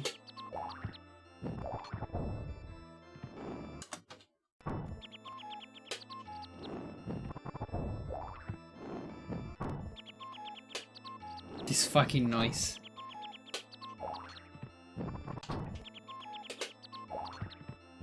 Yeah, it's kind of precise actually.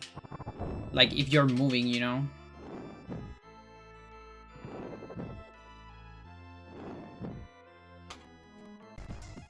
Maybe if I have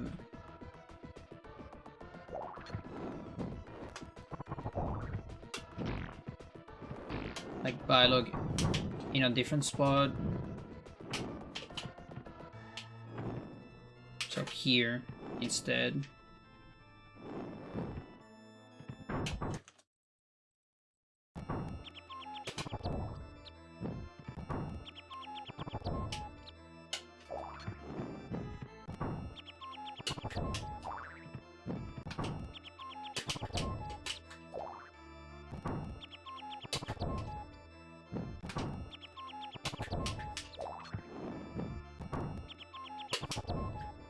Please.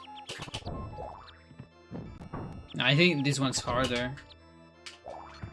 Because the movement is so little.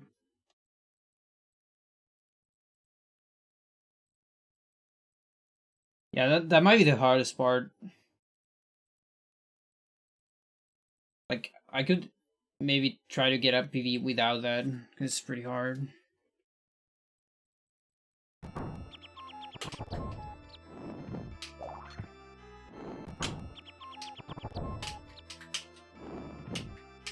You actually don't get a lot of pixels, Jesus.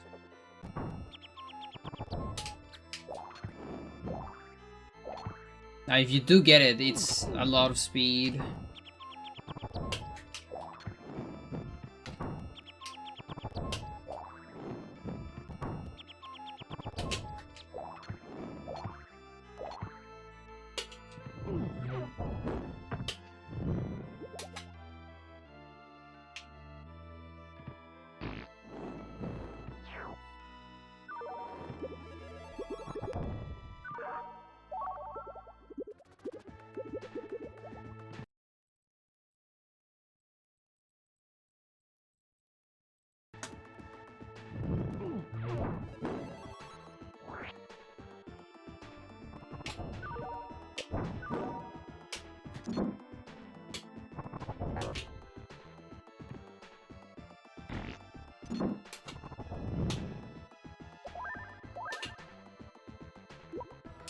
I wonder how consistent is that.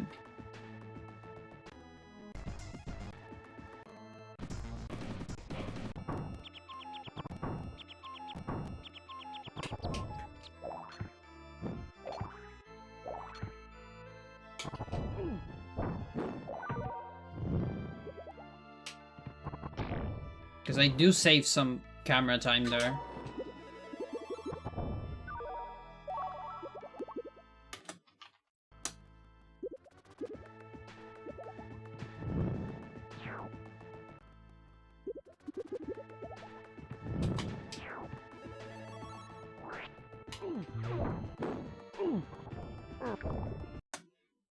I gotta react to Balok's health.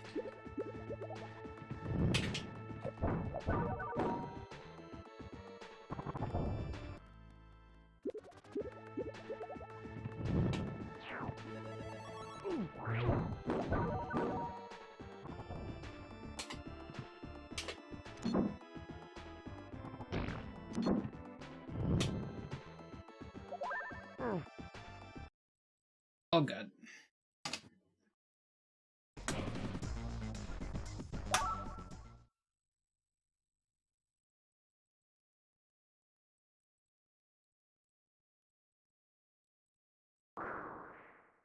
Timer, where you at?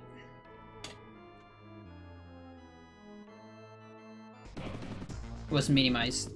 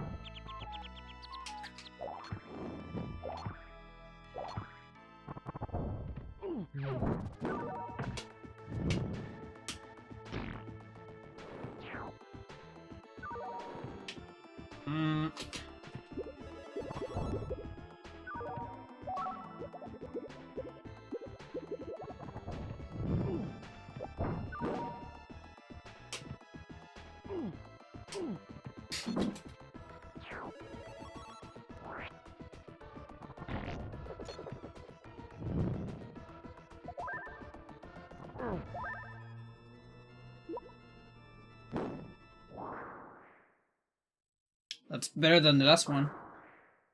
The last one was 23.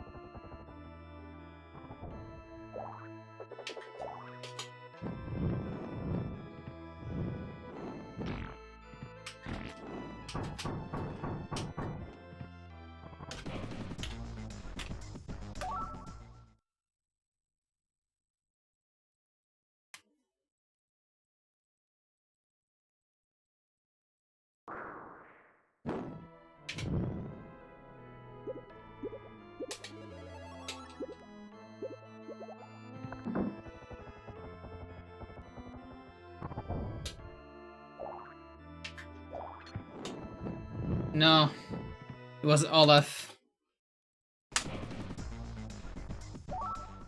So you know, this month, well, I guess from February actually. Yeah, so from like past month, I discovered that Korra was on Netflix now on Chile. Because I watched Ang last year, and I wanted to watch Korra after that, but it wasn't on Netflix. But now it is. So I've been watching Korra, and it's pretty good. At the beginning, I didn't like it as much as Ang, but now I kinda do.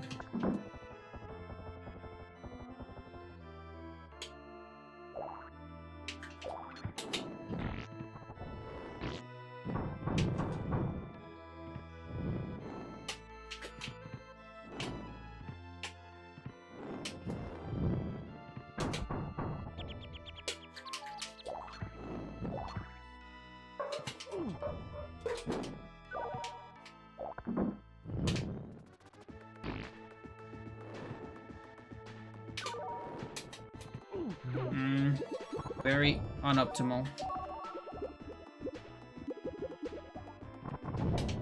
Oh. Yeah, too risky. So like a minute here. Try to remember that. Yeah, I heard Korra gets really good as it goes on. Yeah. Like, it doesn't start bad, it's just that it actually starts really good. But it's a different pace. That's the thing. It's a different pace than Ang. Because at first I didn't get very involved with the party.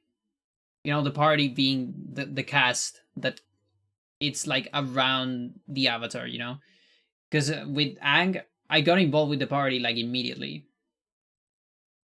And also like the theme is slightly different because on Ang, most of the cast, the main cast are like childs or like early teenager, I guess. But in Korra, these are like late teenagers into like adults, even like early adults. And so the pace is different, the jokes are different, things like that. And it takes time to like, at least for me, it took time to get involved with the party in a significant way. Apart from Korra, which is amazing. But it took me a while for the rest. And it has this thing, Korra has this really weird thing that it couldn't finish on every single season and it would have been fine, you know? Yo, Frank, how you doing? No, open the thing, please. So for example, I always have this thought, no, don't finish that. It's fake. So I always have this opinion of, I hate when people don't know when to finish things. Like when you just try to keep going and add more stuff and all that. I always had a feeling of not liking that, okay? That said, Korra really knows how to do it. Like, I think this is one of the very few times where I don't mind. Like I said before, every season kind of finishes almost like you can finish the cartoon there and it's gonna be alright. Not unlike Ang, where the real finish, it's always the real finish, you know? There's always more that you know it's gonna come and it has to come, you know? But in Korra, you actually don't know what's going on later, and then it happens and it keeps going, but it's still great, you know? I'm talking about Avatar. Legend of Korra in particular. And it's weird because usually when things just keep going and keep going, I get bored of them. And I had this weird feeling of, please finish. Like, you're good enough. You don't need to, stretch. The Bald Kid, yeah. Yeah, that's the first one. That's the Legend of Aang. That's like Naruto, I guess. And Legend of Korra, it's like Naruto Shippuden, if you want. Or like Dragon Ball Z and Dragon Ball, maybe. It's completely different characters, but there are some related characters. It's the same, like it happens several years later, several decades later. And same universe and all that. And it's related, like it is actually related. It has a lot of things that pay off.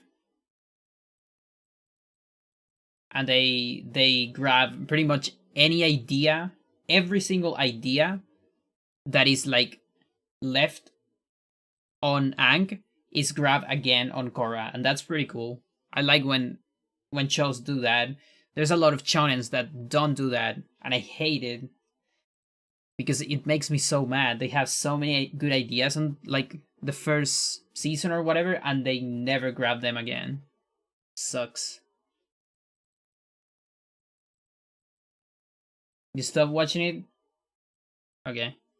Yeah, I for me it was so magical. When I watched Aang, I couldn't stop. Probably one of my favorite cartoons ever. And I just watched it last year for the first time. And now I'm watching the other one. I guess you can call it sequel, I don't know.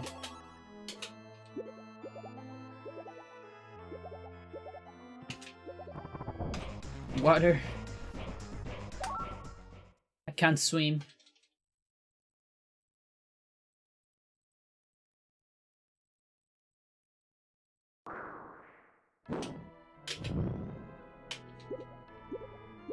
But yeah, out of the three big shonens, for example, the big three, Naruto, Bleach, One Piece, I guess. I feel like One Piece is the only one that does that well, of grabbing stuff from past episodes. It actually is amazing at that. Like, you see, like, episode 10, there is like something very small that it gets grabbed again on the story on like episode 500. So 500 episodes after, it pays off finally. And it's amazing.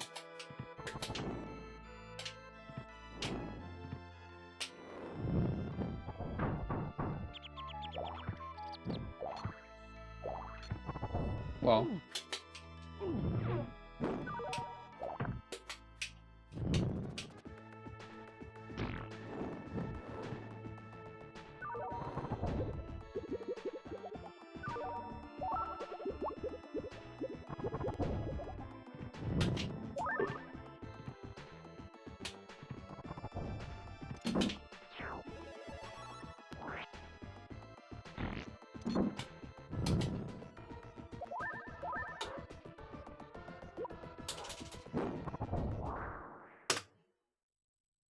Okay, getting better. I know what's wrong with me. I can't focus on TV shows anymore. Oh, I see. Oh, you need the multitask. I've seen that a lot. I mean, to be fair, like in terms of TV, for example, I think most people that watch TV don't actually just watch TV. Like TV in particular is such a thing that is just on a house, just making noise. But it's very few people that actually sit down and just watch TV, I think. Like, I had this discussion, not quite a discussion, but this conversation with a friend that likes to do that. Just having the TV on the entire day, not even paying attention to it.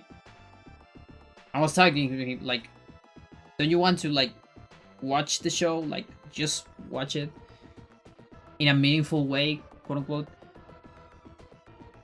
But it's just a thing, you get used to it, because you also, like, Well, I guess here it's because of multitasking. That's kind of a thing that happens with social media and all that. But for a lot of people in Chile in particular, there's this thing about not being alone, for example. So you have the noise on the house, so it feels like there's people in the house, you know? I'm not saying that's your case, but I actually know a lot of people that do it because of that.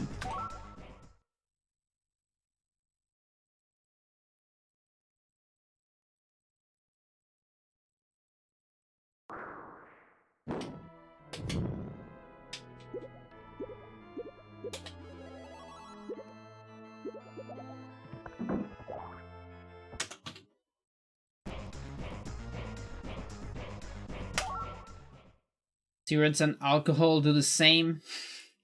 You hurt your buddies when you're alone. Well, that's another thing that kind of depends on the personality, but yeah, I guess. I've never... I don't think I ever drank alone in my life. Just social. And I've never smoked too, so I don't know about that one. That one seems a little bit more alone-y. Like just watching my mom. She smokes a lot alone. Ooh, close. For Argentinian people, is the mate? Yeah.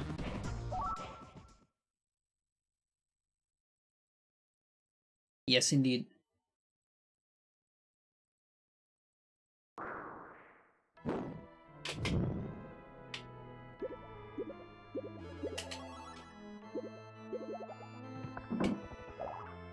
Why do I keep doing that?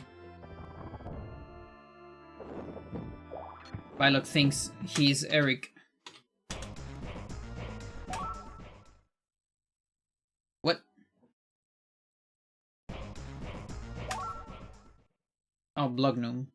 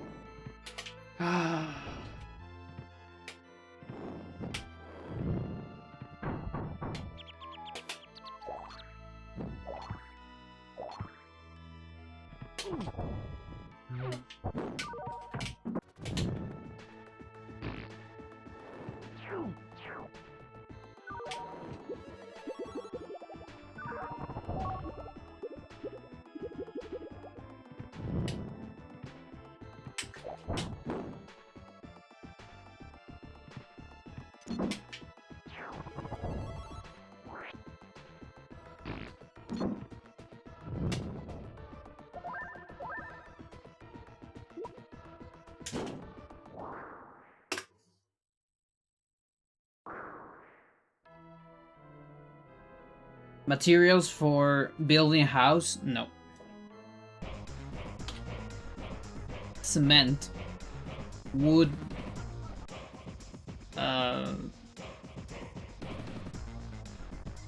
Yeah. Bricks. I know a guy that might know about it.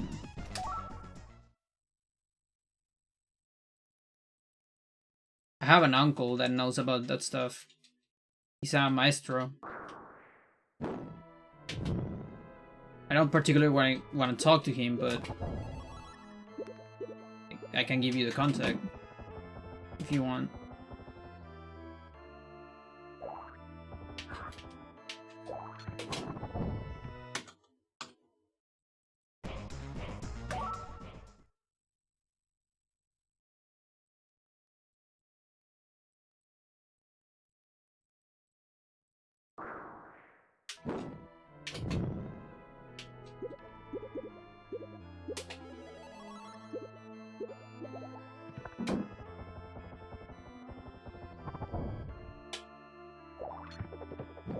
No.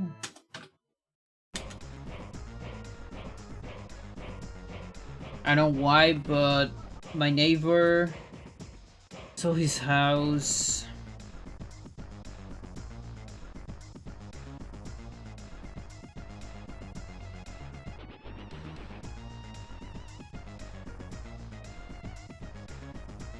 Okay, and how is that related to materials of the house? Because that could have been just inflation. Or not just inflation, but I actually feel like there is a lot of houses that have that same property. You want to build a house. Hmm. That's a lot of work, my friend.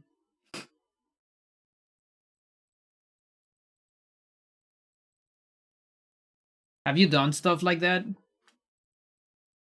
Like, furniture, for example?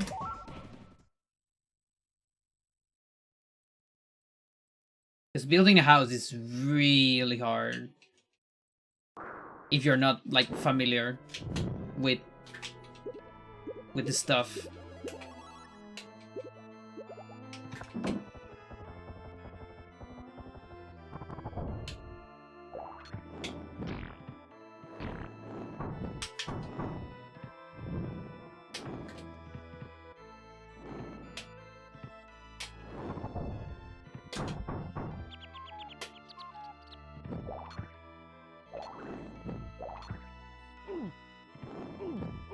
Fucking hell.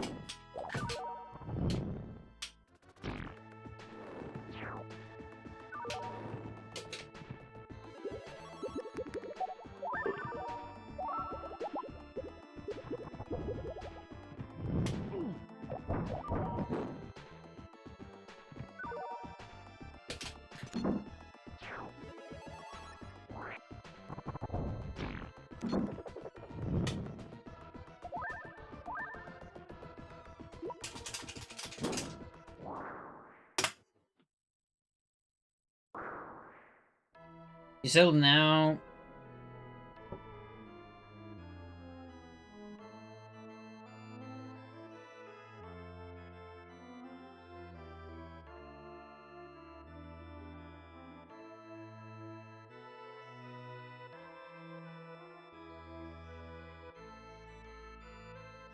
And how are they with earthquakes?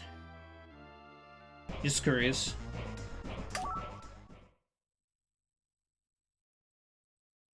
But also, like, why do you want a house in the first place? Like, you already have a house, right?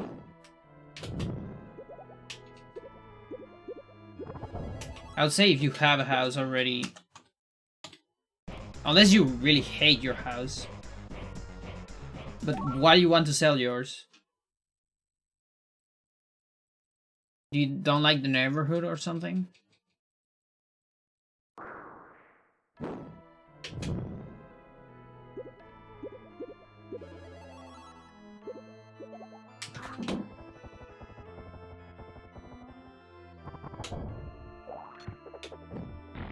That's close.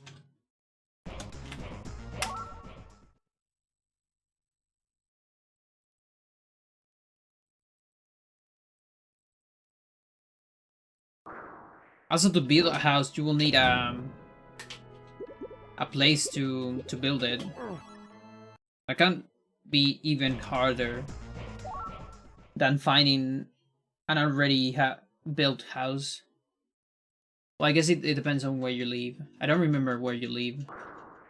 Pretty sure you already told me once, but I don't remember.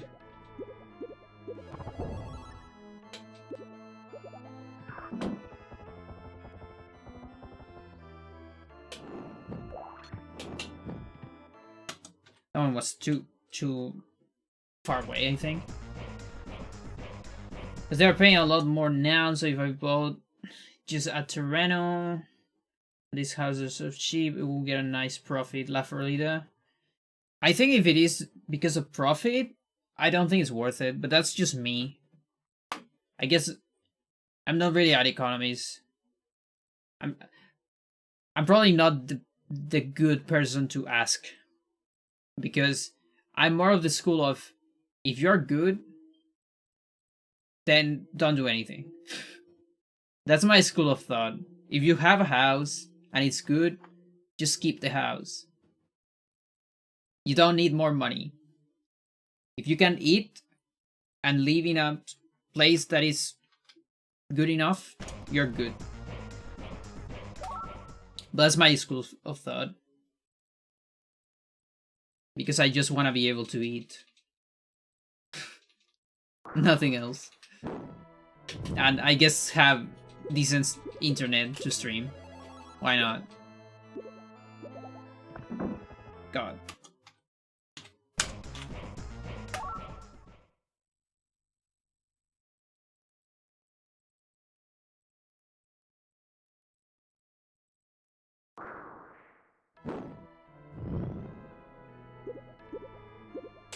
Do you want to deal with people renting your house? That's a lot of work, too.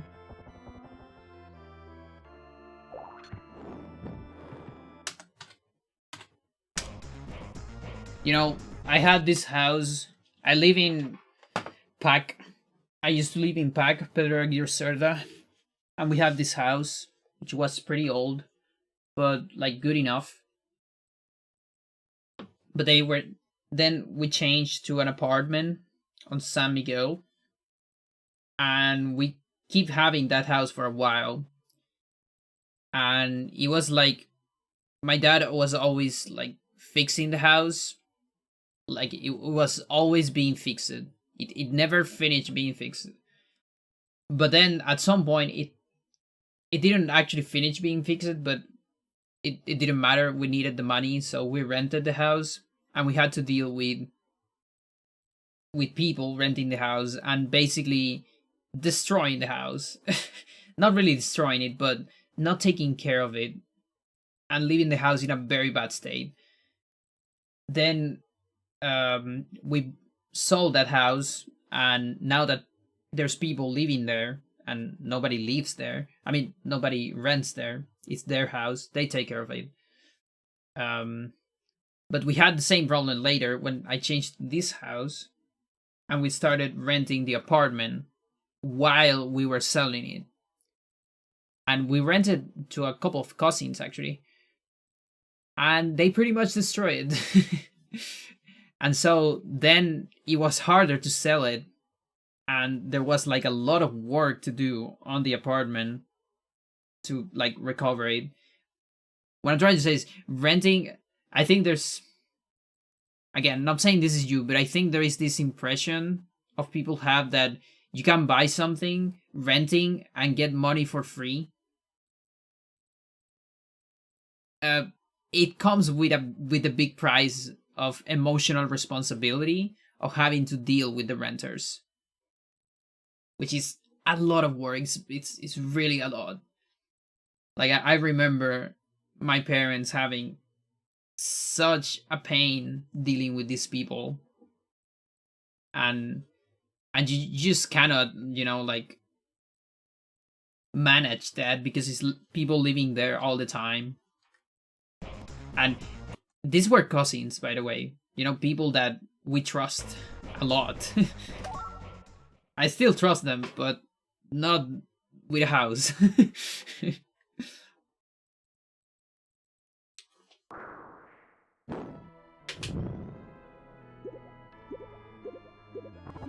So it's not even like randos that we didn't know.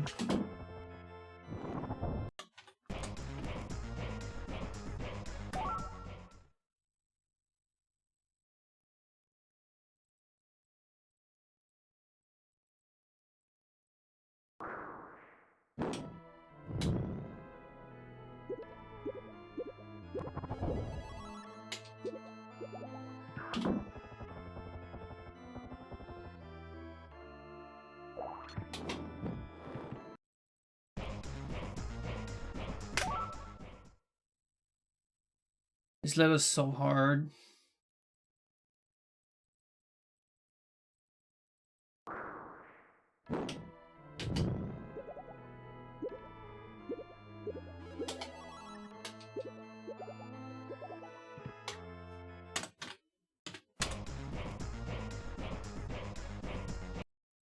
Let's change the save state.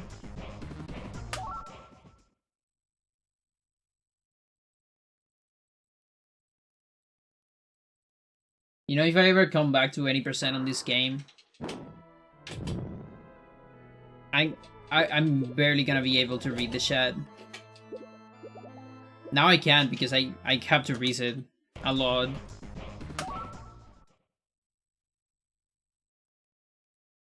But 80% is even worse because the loading time between levels is like so short.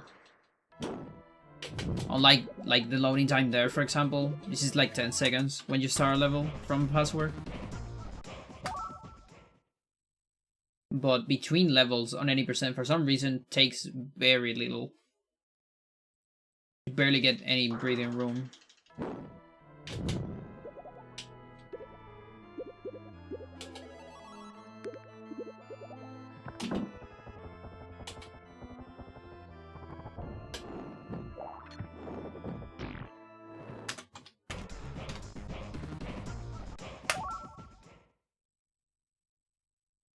I don't actually need to go for all the 6 threads. I could try to just get one of the 6 threads.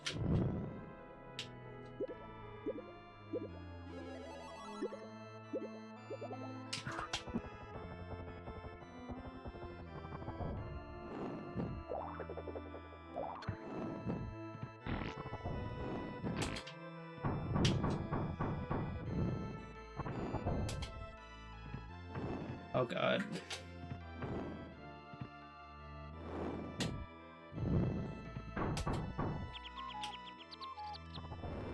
So bad.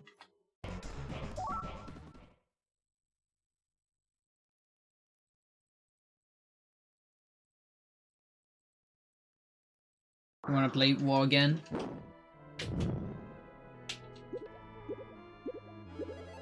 I never played WoW.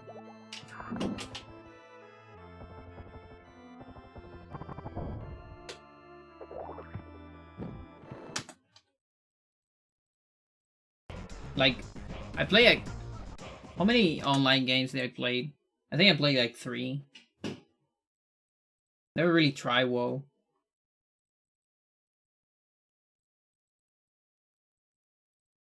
Is that like being an orc? Something like that?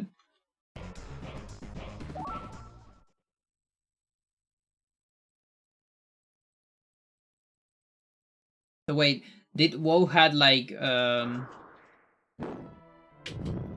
player killer, like PvP enable all the time or not? Kind of sounds like that. A horde? Okay. Orcs, undead, and trolls. Alliance is humans, dwarves, and elves. Oh, okay, I see. And like all of those are players. Like you fight other players on normal normal maps. War PP. Nice. Sounds really fun.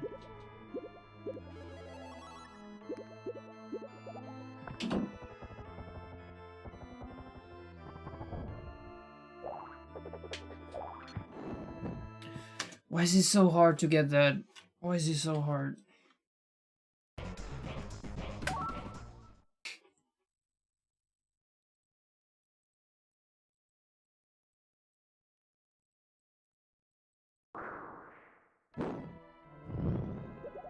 I think maybe I should load at this level and see if what I'm doing, it's actually saving time, you know?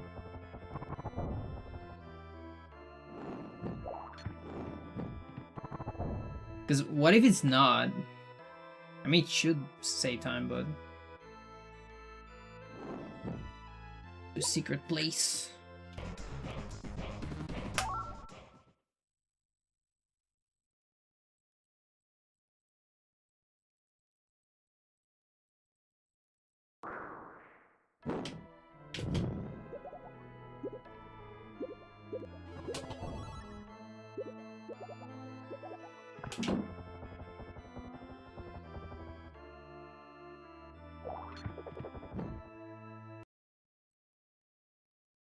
Okay, I'll try to get a couple runs without that strat.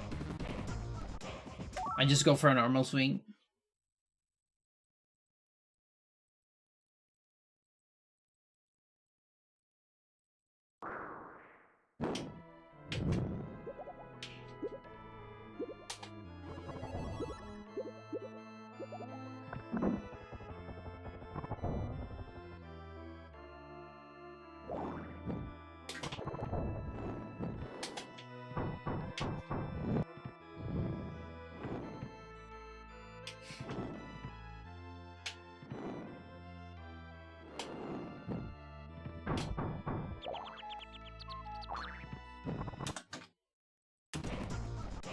There's a class in WoW called Rogue. It can get invisible. Yeah, sounds about right. Ragnarok. It doesn't have war PV, no. You can get into a they're called PK or PvP server. Where you get PvP everywhere. There's not a whole lot of those. There is like special rooms to get PvP, and there is like wars, which is where you can like capture like castles and stuff like that, and those are PvP too. And you organize guilds to fight for those castles and capture them and fight against other guilds. But the war itself doesn't have PvP enabled.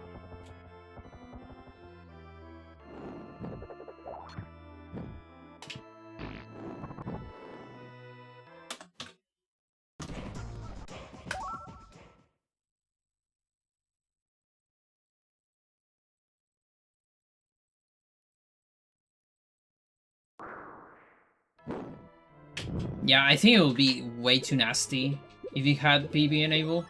Because here's the thing, like, for example, on WoW, do you have bosses, right? Like, can another player kill you while you're trying to kill a boss, for example? Is that a thing or not?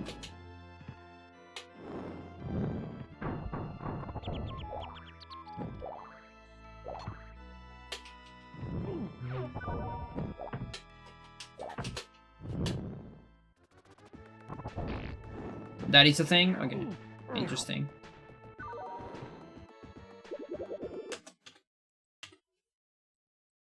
That sounds really difficult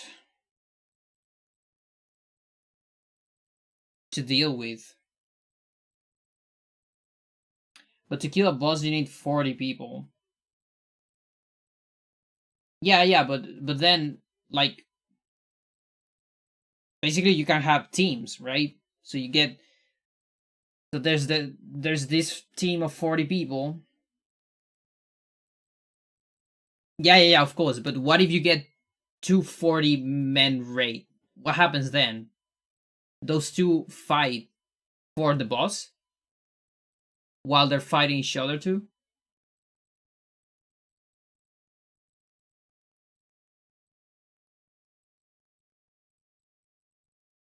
Sounds really messy and complicated. Because that would happen on Ragnarok if you would allow PvP. And it would be like impossible to kill bosses actually. Because you will get several parties fighting each other. There was a thing called the Ungor Mafia.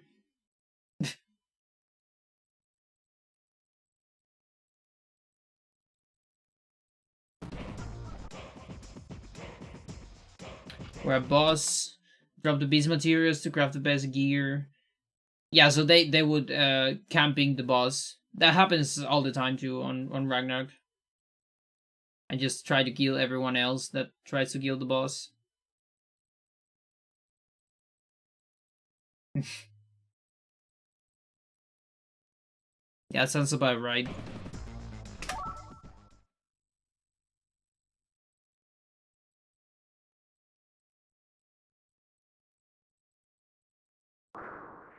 What do you mean on both sides?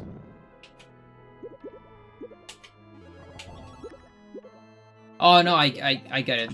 Oh yeah, because only, yeah, okay, I got it. Now I got it. Yeah, that makes sense.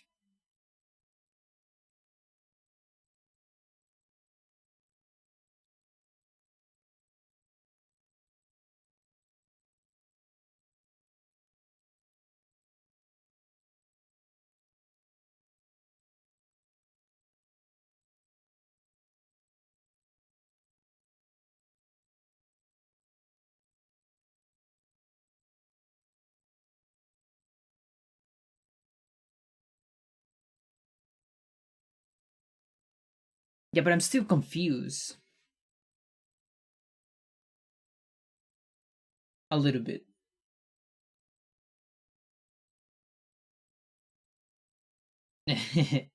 Nice.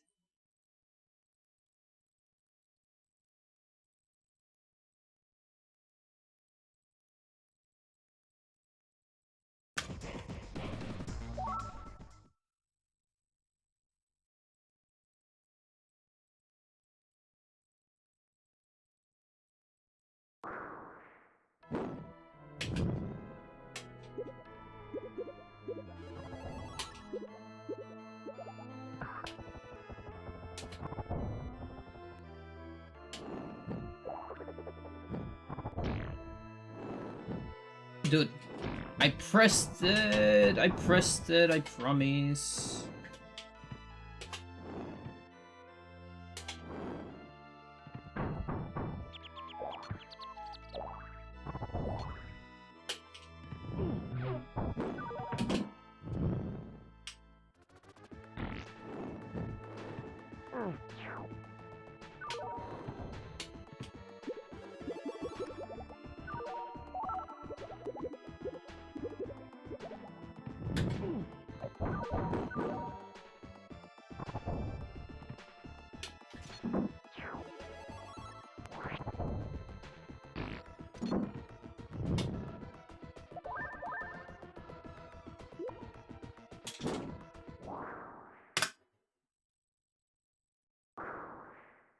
You're talking about war bosses. Most bosses are dungeon bosses.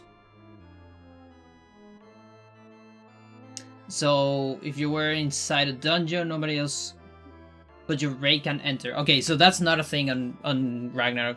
On Ragnarok, there's never restrictions. I mean, there's some instance bosses that you don't get in the same instance. But most bosses on Ragnarok are completely open. Everyone can get into a dungeon, no problem. And basically, world and dungeon are like the same thing. Kinda.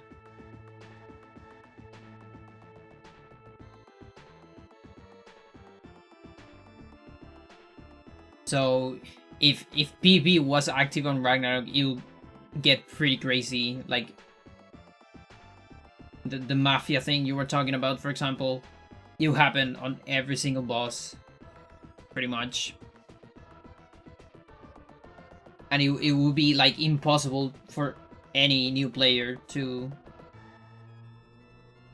even challenge that.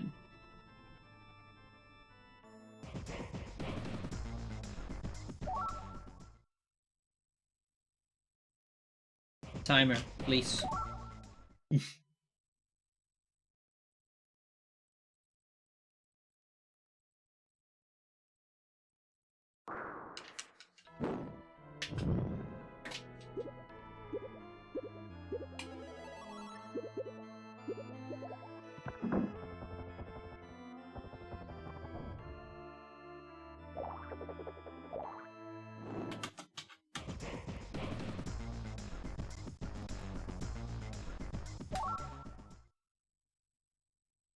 Bosses out in the open and dungeon. Okay.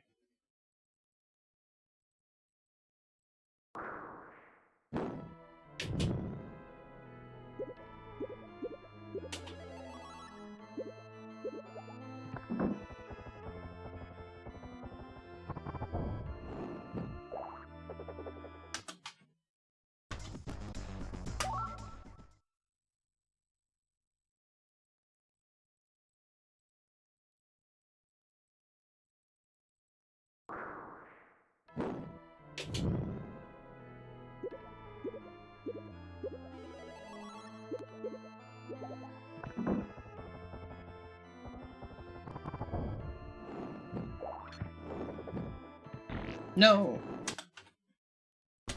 I had it.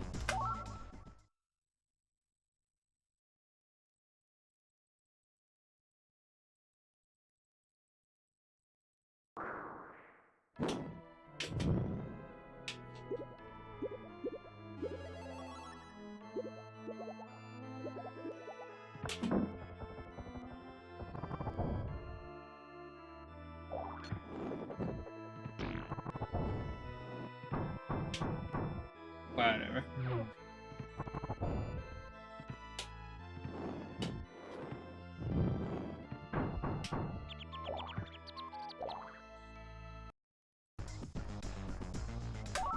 Can't do this.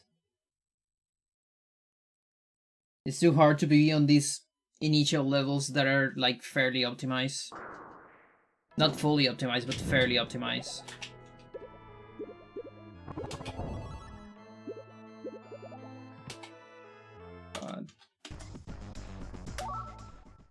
Like on later levels, I can actually allow myself to do a lot of mistakes.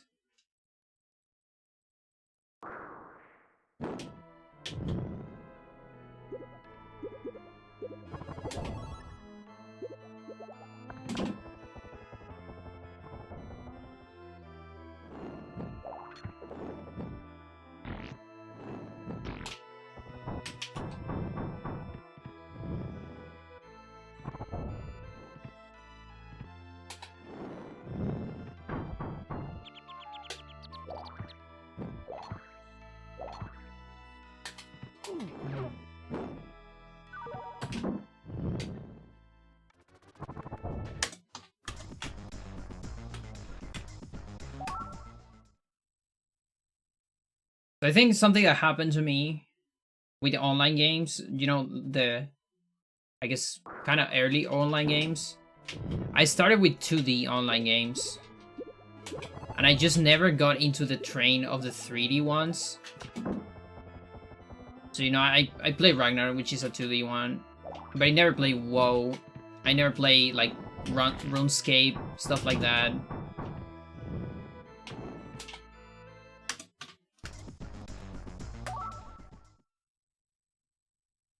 Guild Wars, I think, was another one that was 3D too.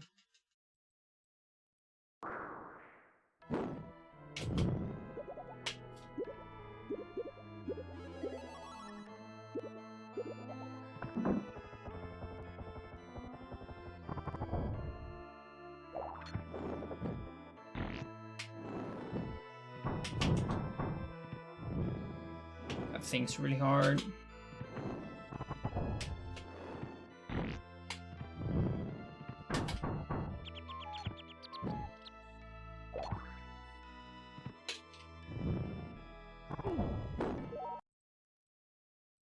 Play a ton of Guild Wars. Started playing WoW on 2006. Engine 2. Was slow and laggy as fuck. Because that's the other thing, the 2D onlines were so smooth, even back then. I mean, not that smooth. There was a lot of lag, yes. But it was never like because of my PC, it was because of the internet. In my case, at least. Or the servers, you know? But I didn't even require that much PC power. My first online game was actually Zelda Online, which is a very obscure online game. I've never met someone that had played that game, actually. It was Chilean.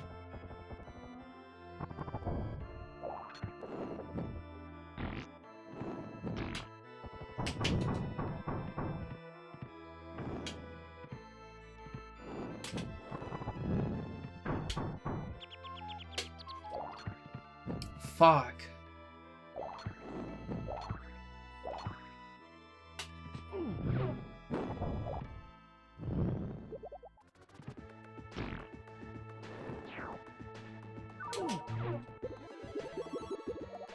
Don't die, Bylog.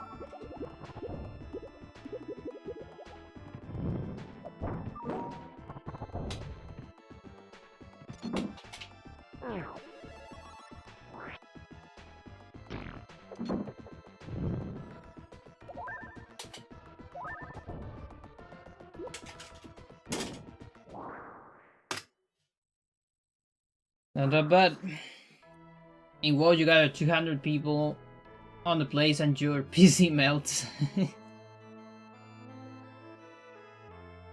Yeah, I bet.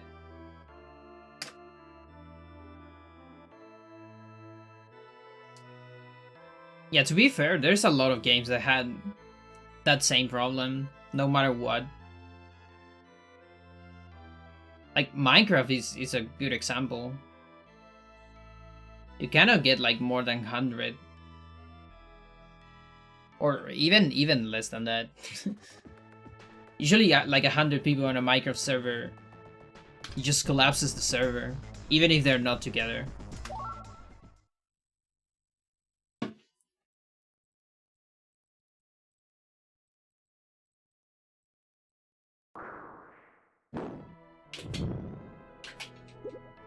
And on Ragnarok, I wouldn't know, because there's just not that many people playing Ragnarok, usually in the same place.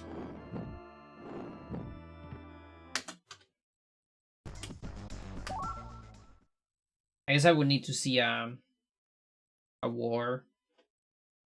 But still definitely not 100 people, I think. On the same room. Or map.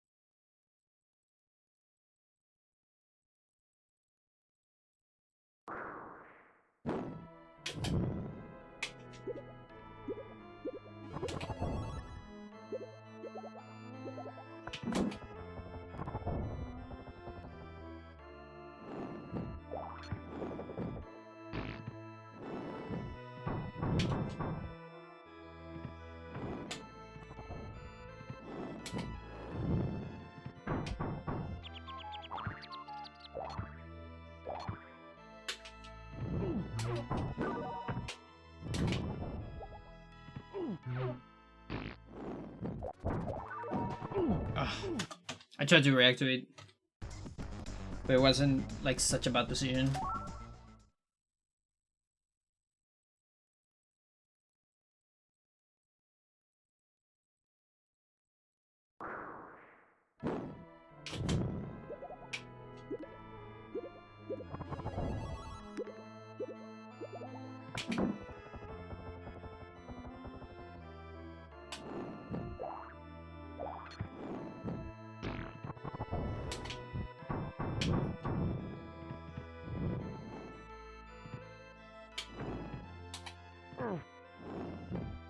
No.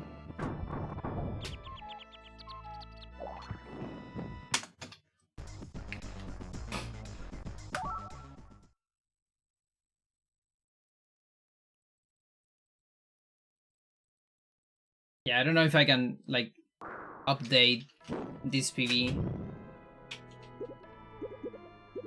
with current technology.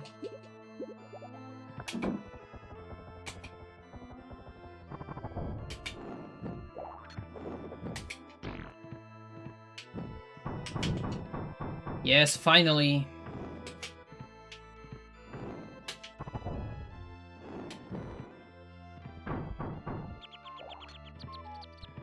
Please, why is it so hard to do that, dude?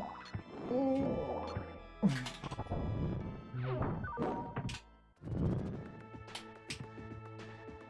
I don't get it.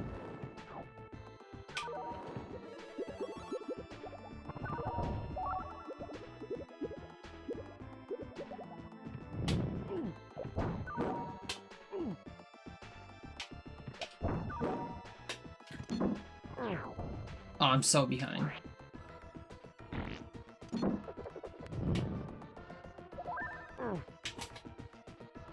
What platform this game came out? This is Super Nintendo.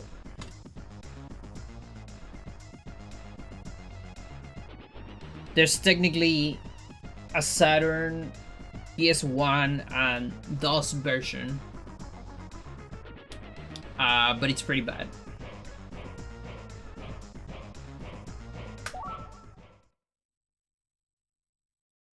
This is like the version. If you want to play the game, you should play this version. Or if you want to watch the game, or if you want to do anything with the game, just ignore the other version. As you can hear, the soundtrack on the other version is not that bad. Like, on its own, it's good music. I don't think it's actually a good soundtrack for the game, but it's good music on its own.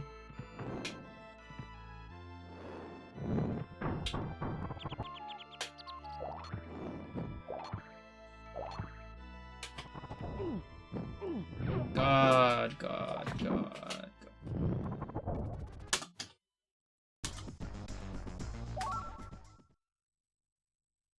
I watched some of the PS1 version once and it looked tragic. It is tragic. That's a very good word you choose there. Because I usually just say bad, you know, awful. But yeah, tragic is a good way to describe it.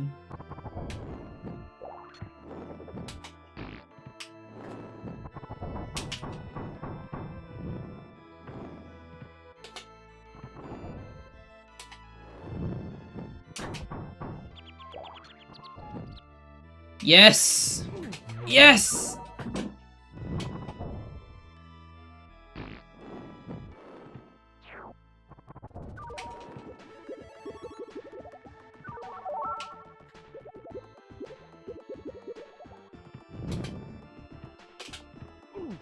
Now don't die.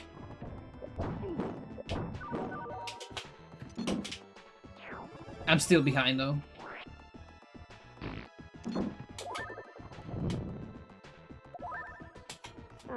Oh, I'm so behind. Not that behind, actually. But I fucked up the end.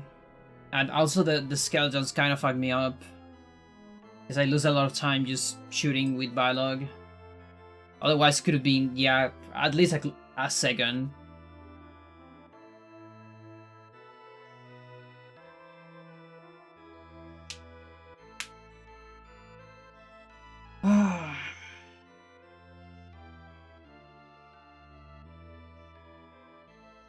Also, I don't know if you noticed, but I have a new share.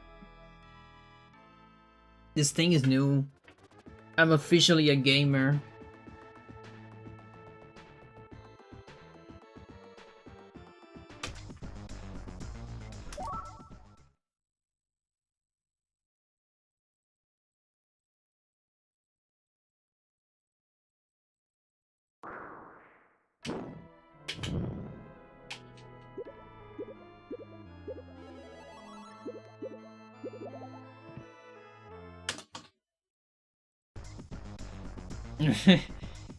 Yeah, it is comfy.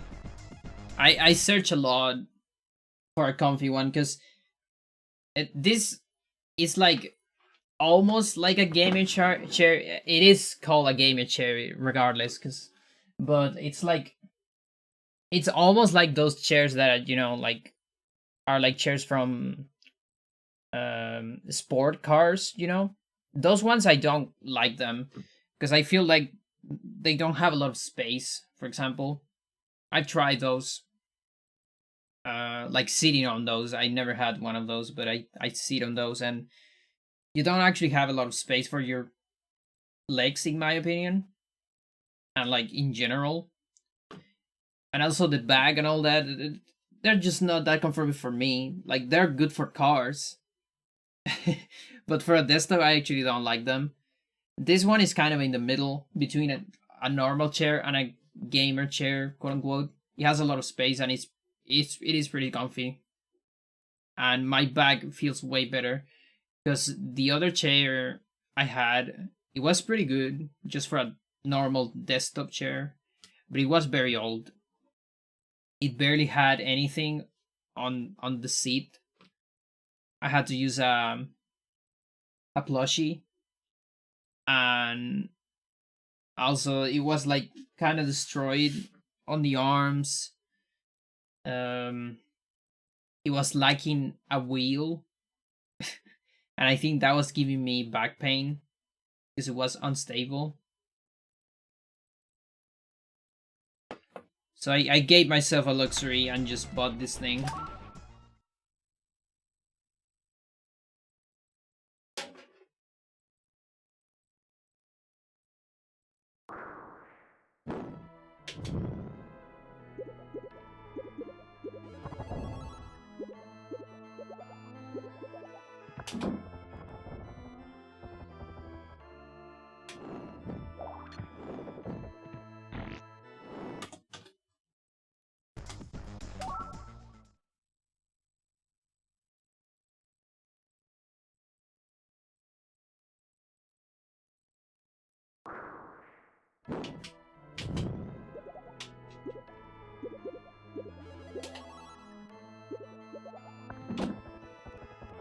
Okay, that's looking like a better beginning.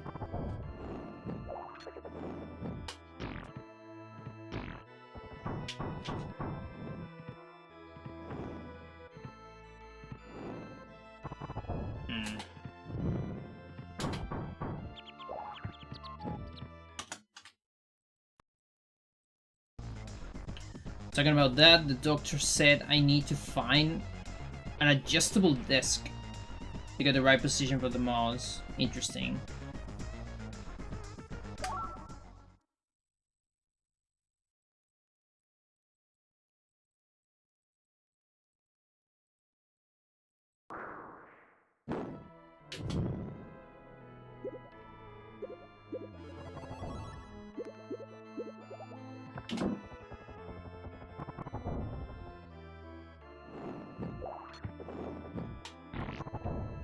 Really? Got short there.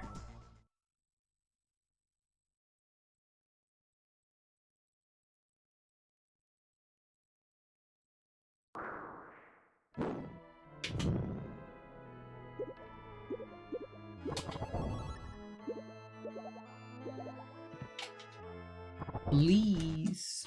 That was actually me getting bad position. Not the game and its silly cycles. Not this time. I'm not gonna blame the game. Just for this time. Interesting. Wonder if that's faster.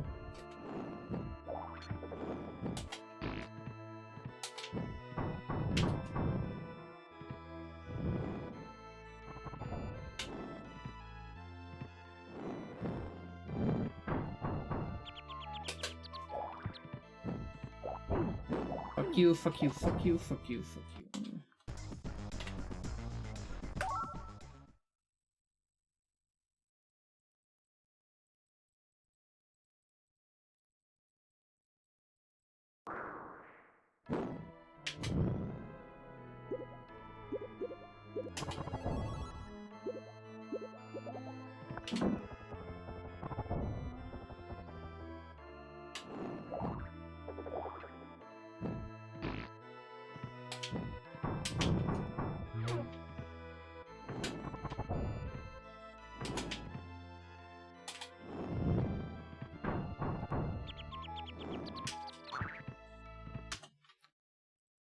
Why is that boot so hard? Why does it have to be so hard? Why does the ladder has to be there?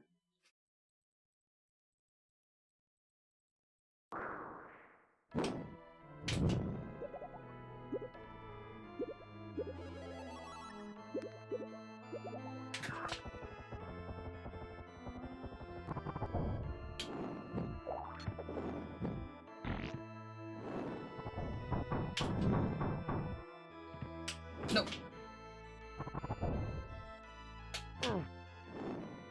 Oh, this is pretty bad.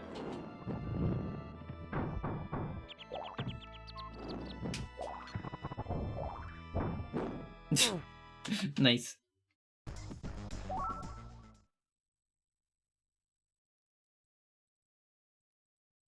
I played poker. Yeah.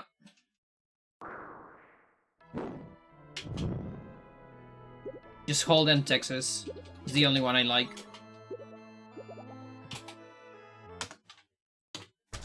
Maybe I should start Magic A there.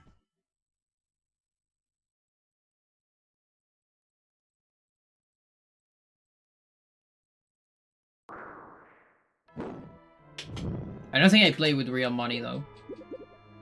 Which technically doesn't count as poker then, maybe. Dude! The button! Just press the button.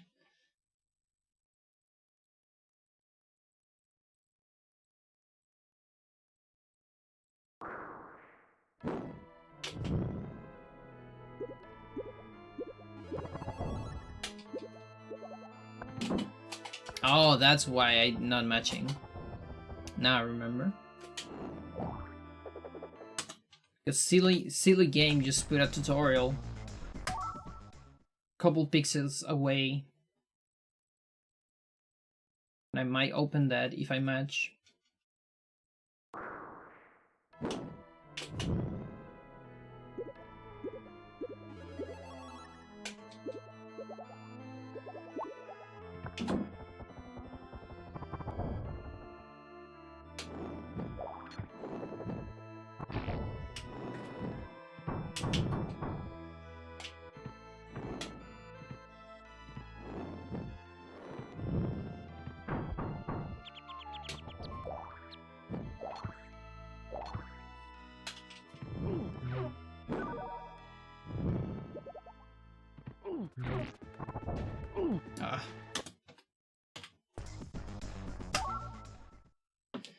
Speedrunners are so dedicated to game.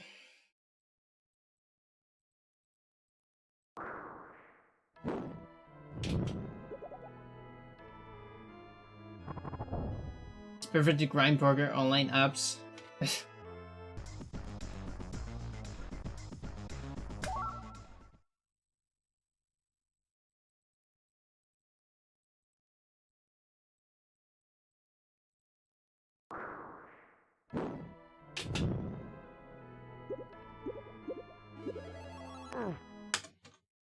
But yeah, in general, I don't particularly like random card games. Like classic games, you know, like poker, like blackjack, stuff like that. I mean, I do like poker, but not that much. Not as much as like a strategy card game, let's say. Because I get mad at the luck. It's like too much luck.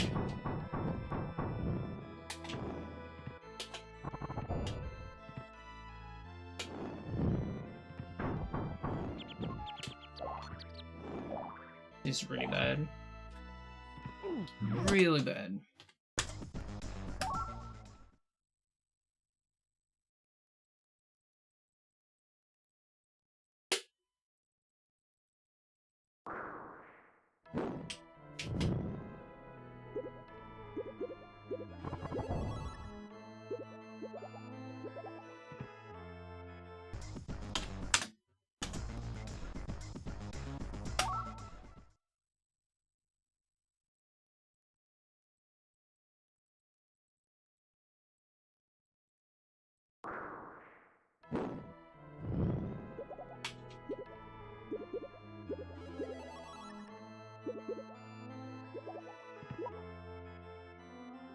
Can you, like, not press this in the air? No, you can. Playing Poker Stars, I was learning the grind, but you had to play like 8 hours per day to make it work. How does that work, though?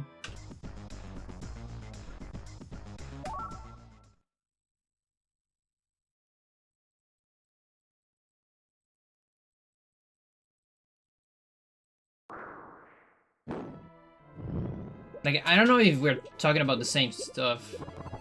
We're playing about the card game, right? Or not? Can you train anything on poker? Apart from bluff? You play multiple tables? And then what? Like, you can count cards or what?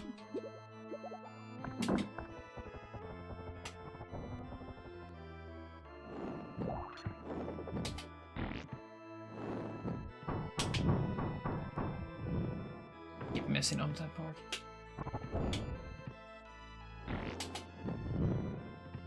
That's gonna be interesting.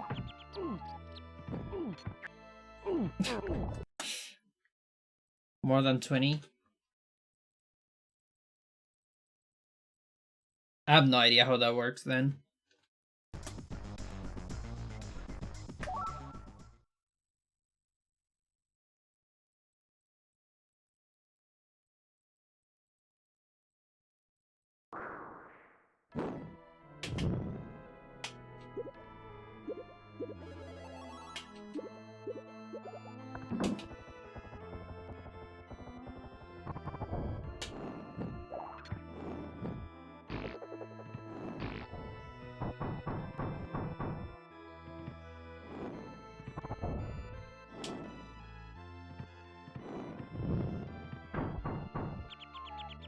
It's very silly.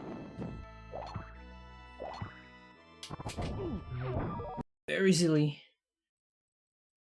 And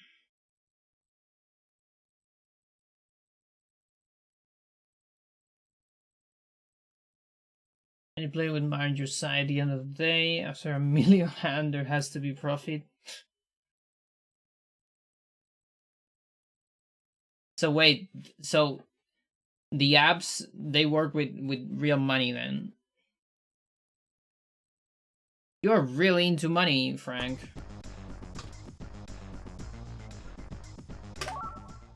I am so bad with money.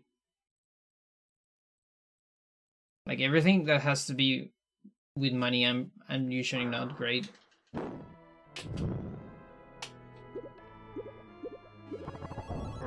God.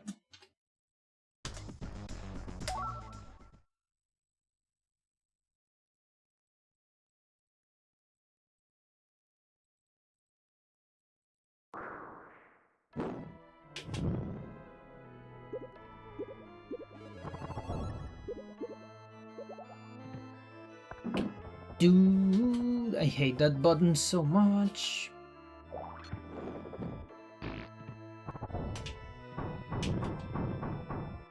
And that jump too.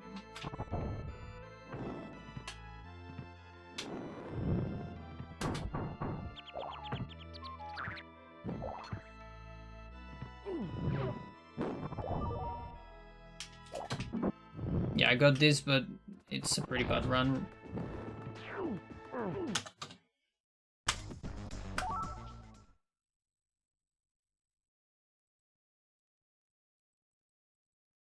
I guess I could avoid the jump and just do a normal jump.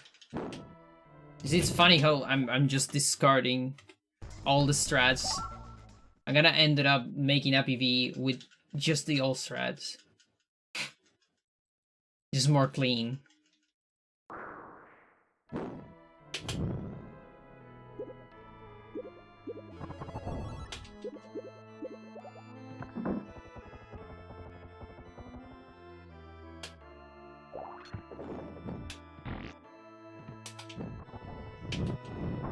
God.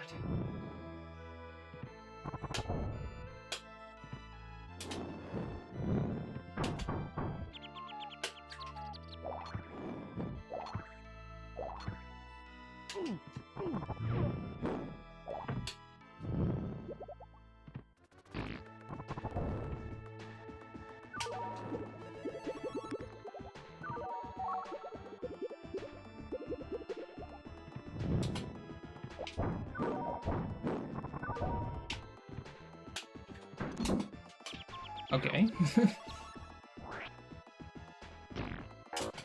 You know, it's probably up. Why you don't use the thing? You sucker. What a sucker. I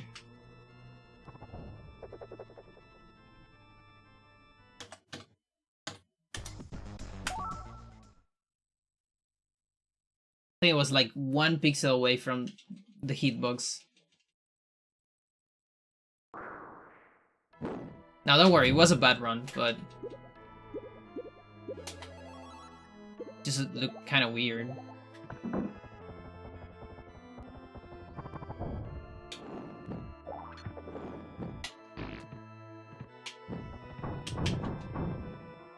hate that jump so much.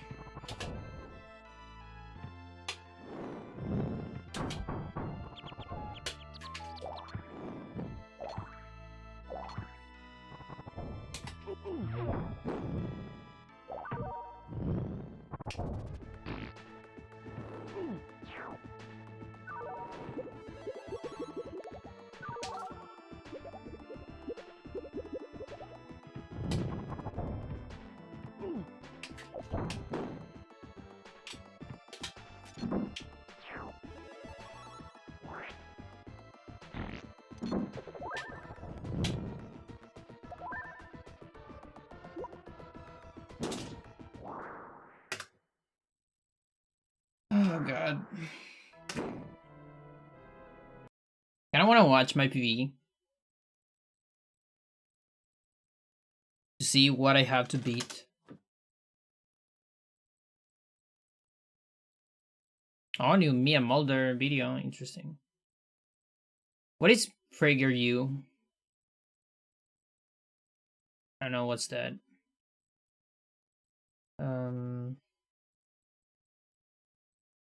Where's this? Here.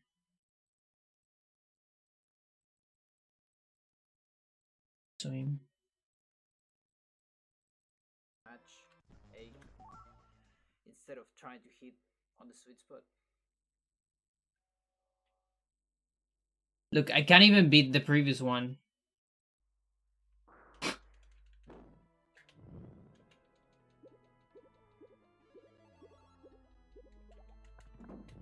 Yeah, it's better. Was I just leaving this guy there? Interesting.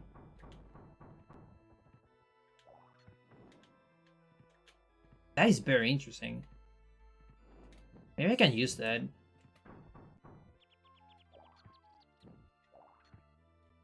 go.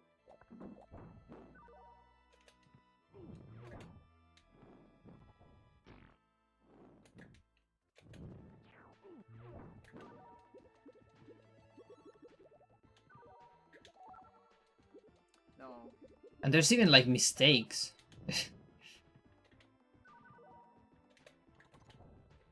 Okay, so I'm here on 1 minute 1.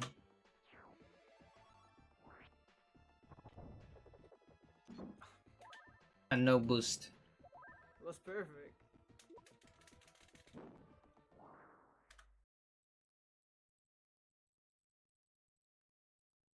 There's so many options.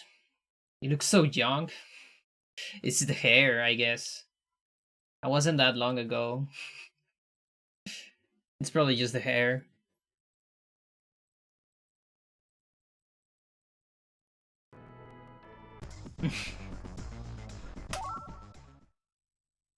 For you is an alright YouTube channel? Jesus. They're garbage.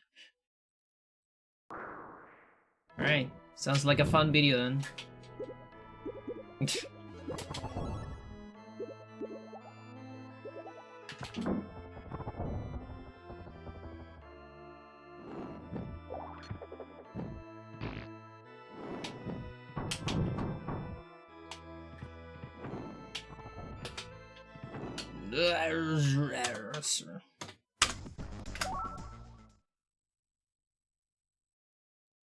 Oh, no timer.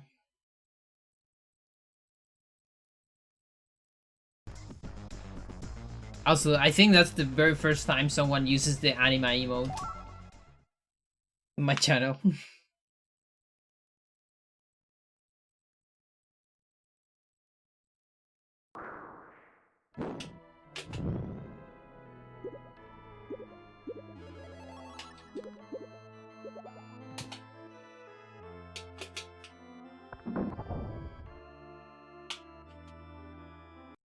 How about this? How about I do this?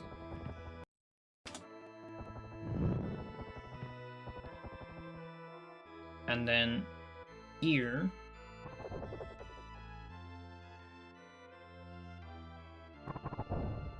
Here.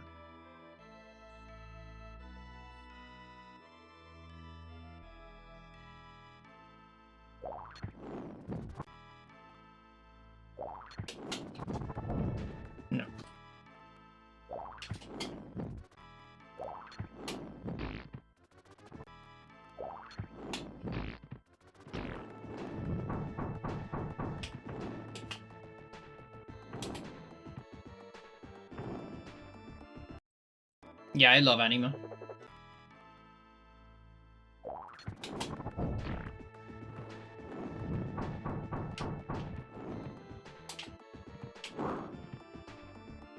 Okay, so the cool thing about this, I'm trading one cycle perfect trick for another cycle perfect trick, but one has a visual cue, the other one is just timing based. I mean, both are timing based, but one doesn't have any visual cue and it's harder to time technically.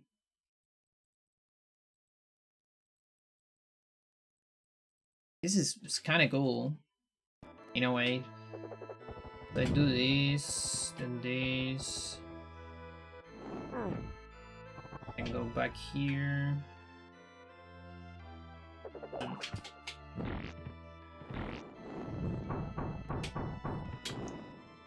Yeah, okay, so.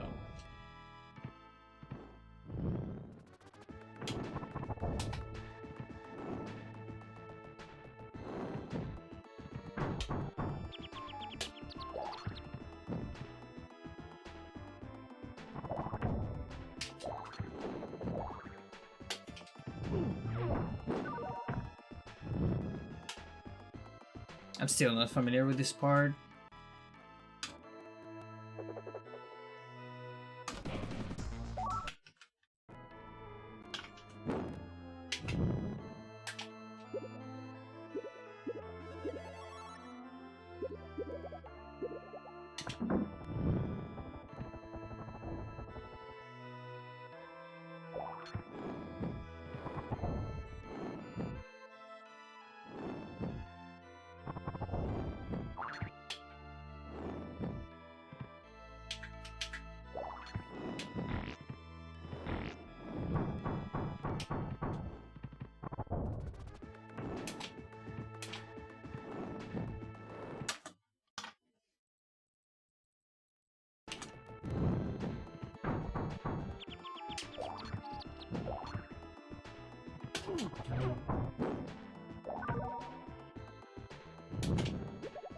There you go.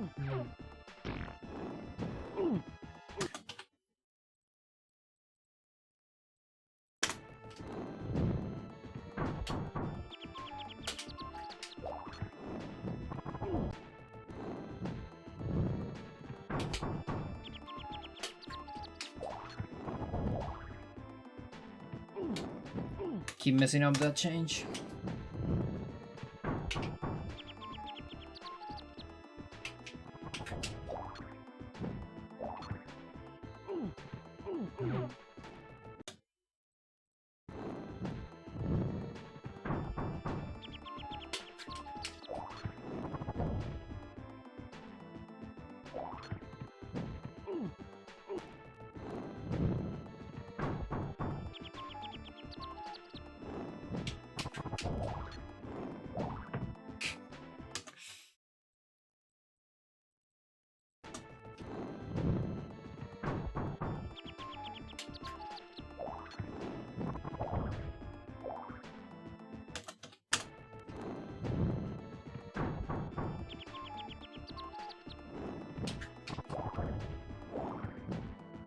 That almost looked like I couldn't make it, like, here.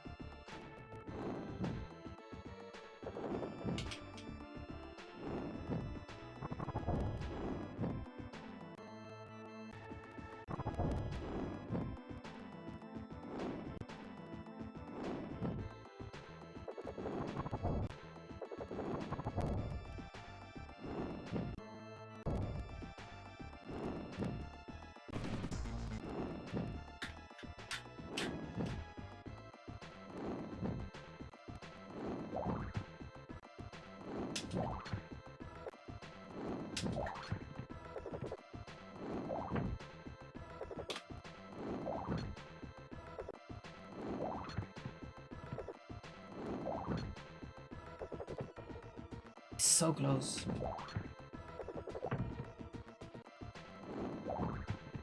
Why is it not possible? Why is it not possible? That would solve so many things. If you could just land there. make everything easier.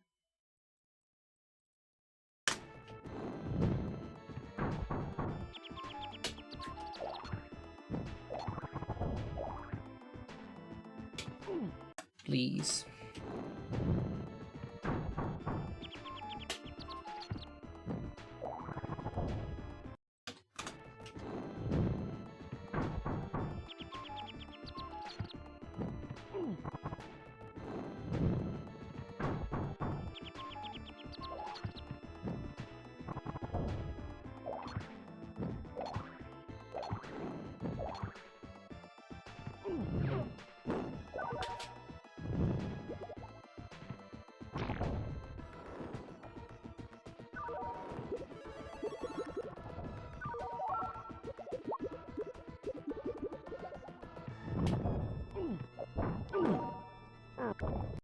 Double skill.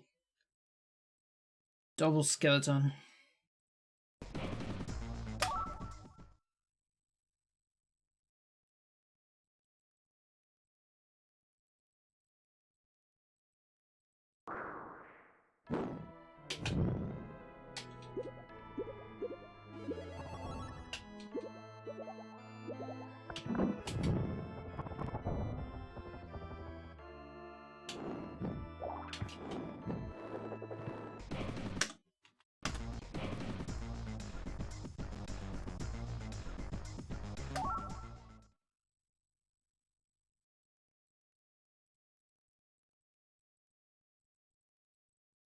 Also, imagine if I get a PV, but it's also a 13.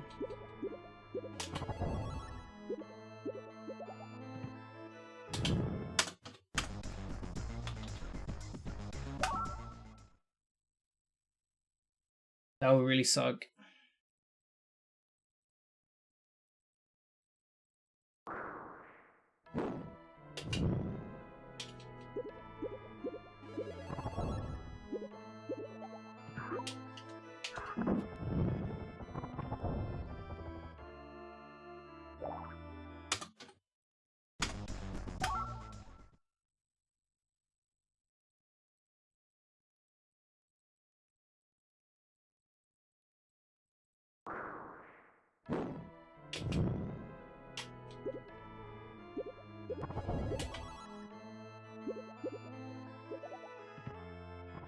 I hate this button so much, like, seriously.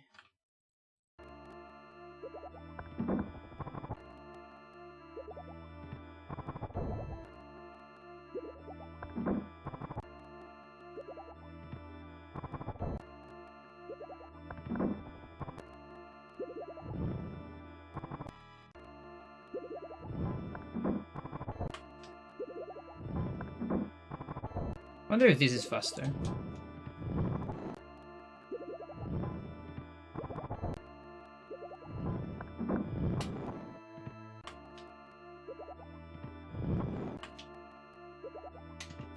Like, more reliable for the button at least.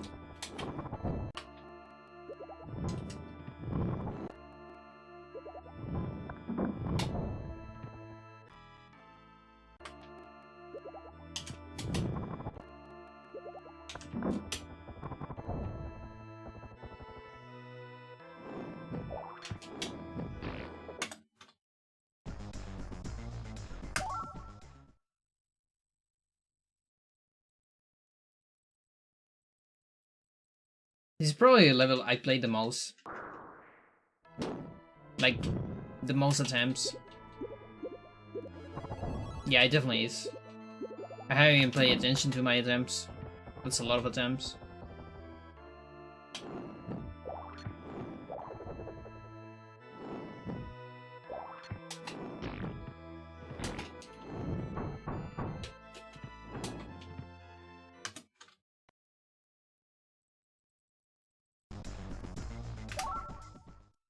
Alright, trying to ditch another strat.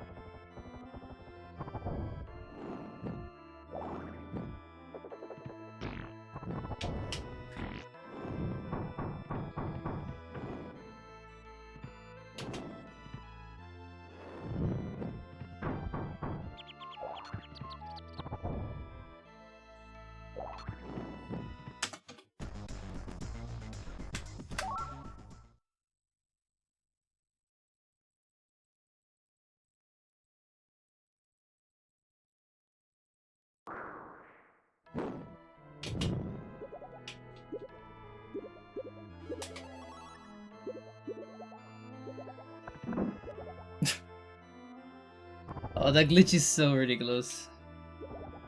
I think it happened to me on a run too.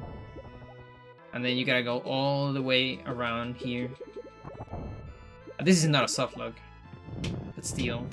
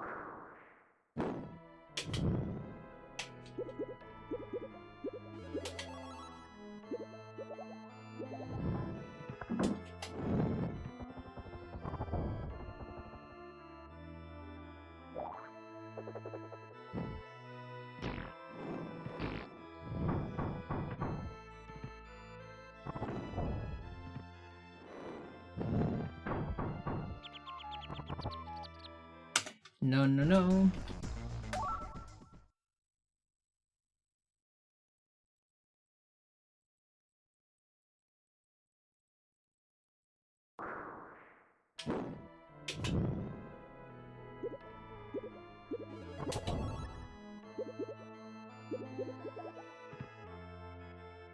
That's swimming? What the fuck? Has anyone made a TAS of this game? No. Yeah, it would be amazing.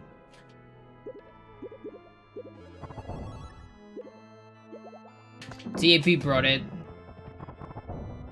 on task videos as an idea at some point. Because there is a TIS of Lost Vikings 1. Maybe even with 2-player. Wouldn't be surprised. But there wasn't a lot of people interested.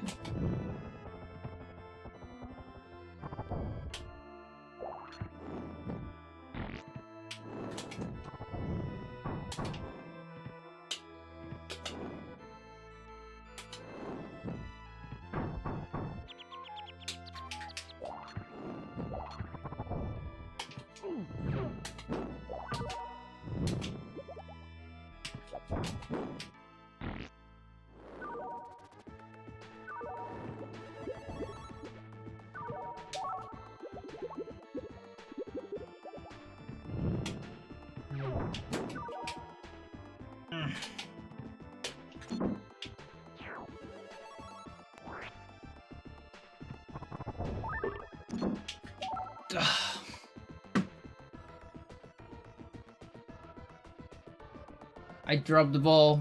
I had the ball and I dropped it.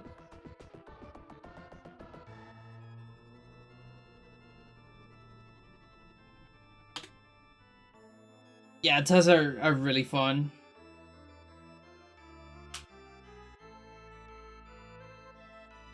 Yeah, and like right now, I would love to just have a Tasser working on this game. But as it is right now, like, we at least figure out a lot of the cycle perfect things. So that already adds a lot to the stuff you can do on the game. There's definitely a lot more to be discovered though. Like both like talking about glitches and also just talking about like insane strats you can do.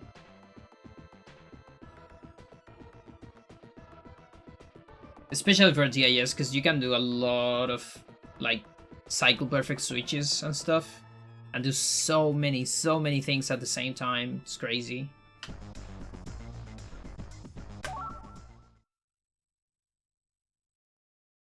Like Like, there's a lot of ideas I just discard immediately because I'm a human.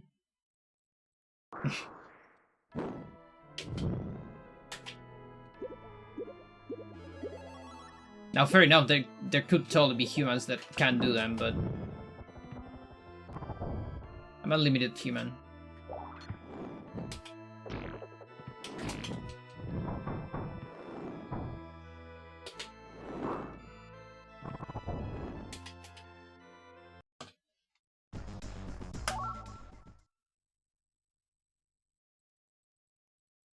I did DIS players on Street Fighter Online. Yeah.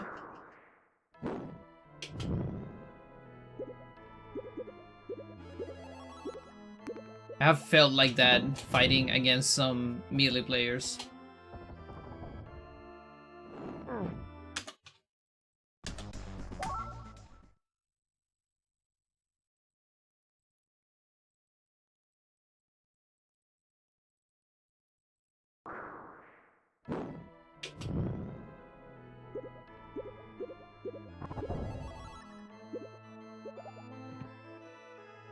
I hate that button so much. Really hate it.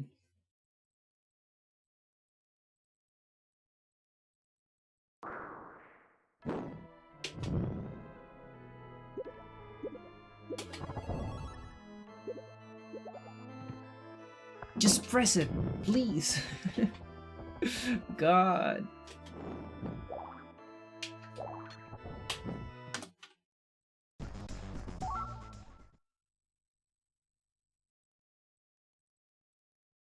I would love to see the hitboxes on this game. I guess there's a possibility that it has a giant hitbox.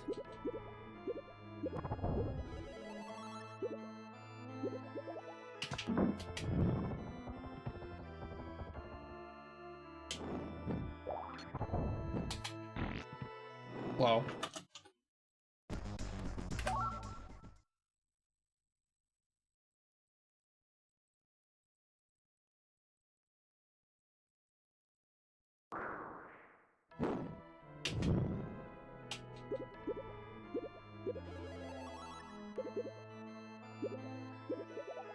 That swimming is really bad.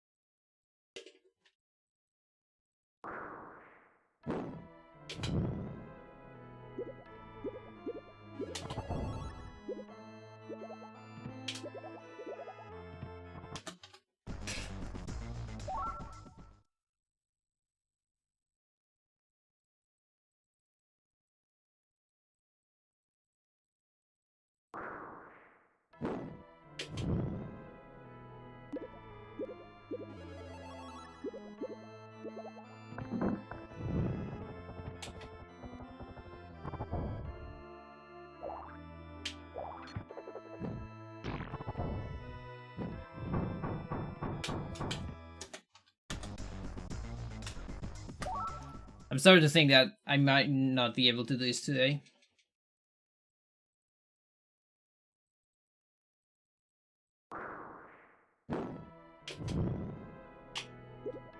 Like, it might be one of those runs that you need to get it on a different day. When your muscle memory is, like, more relaxed. And all that.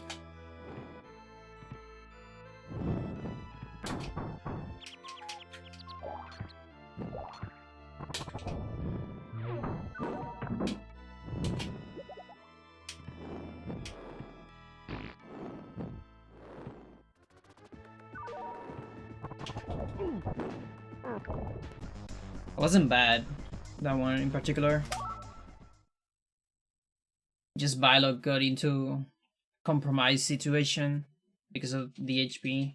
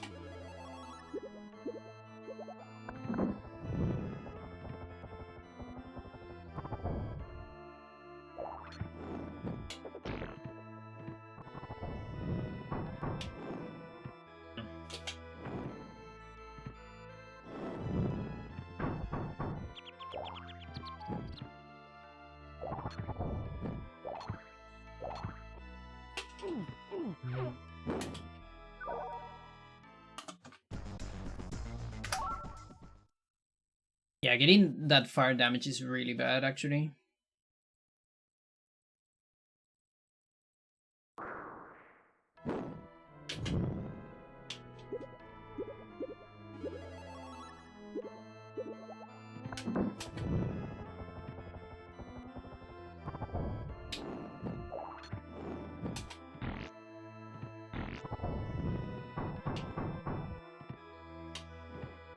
And there we go again with the fire damage.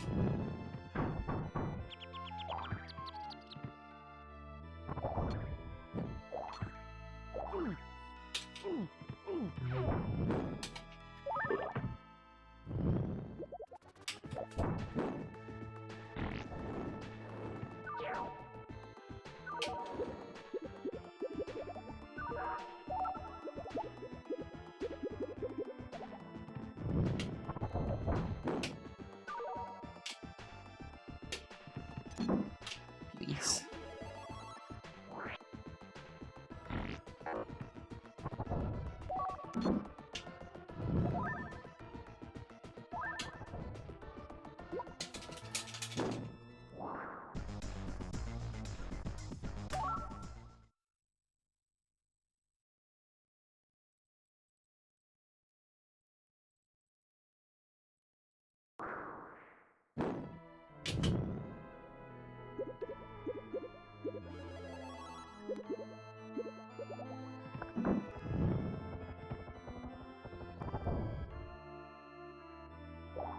Interesting position, Eric.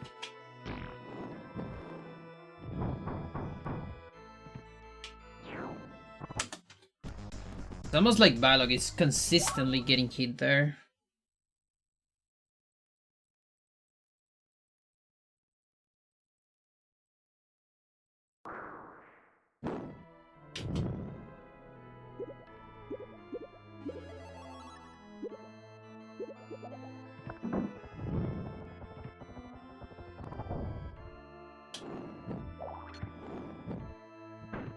No.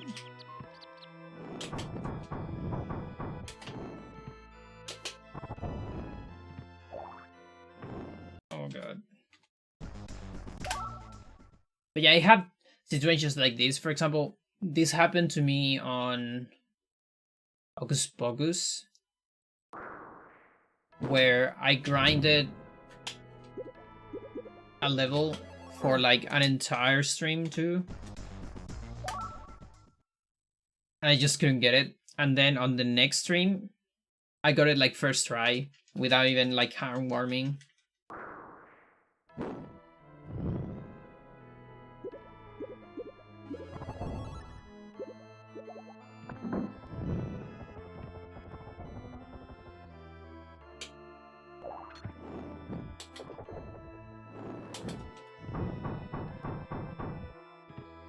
Why Olaf?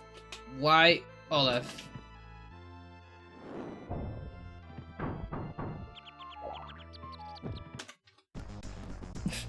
Why you?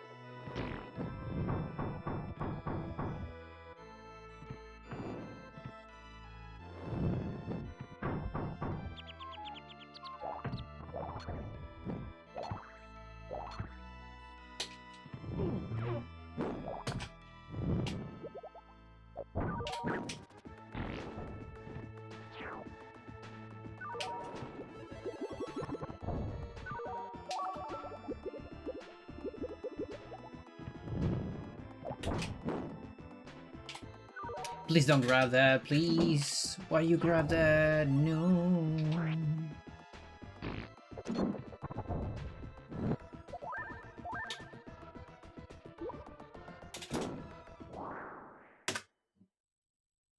The exact thing happens to me on Souls games.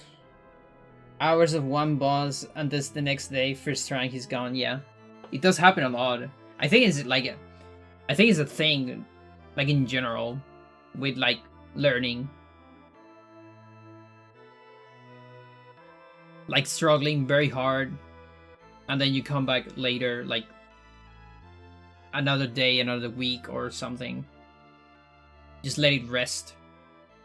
Because the thing is, the brain does a lot of work on like on second on the background, I guess, when you're doing other stuff.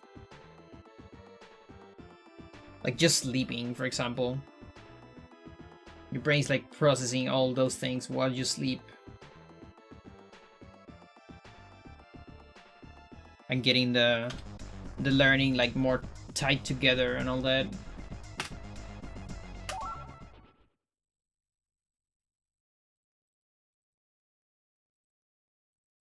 Also, your body is you know, like tired. That's also a thing. Like your hands and your general body, it's gonna be less tired on the next day.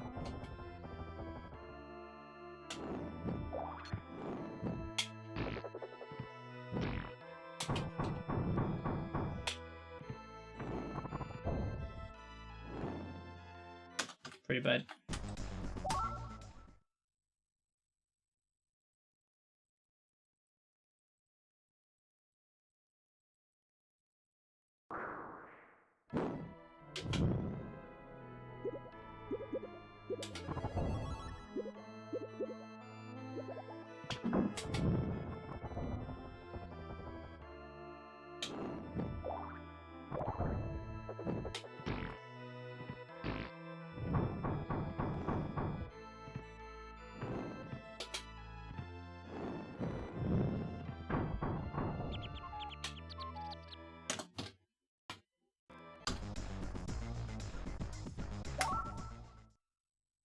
All right. 3 more good attempts and I'm done.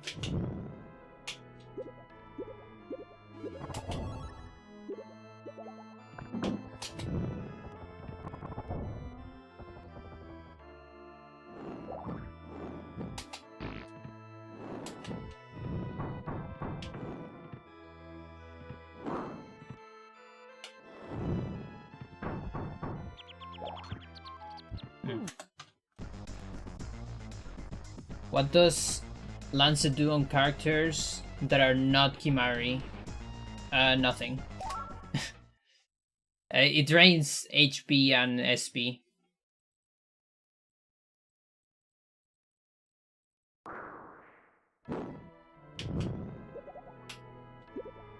But nothing else.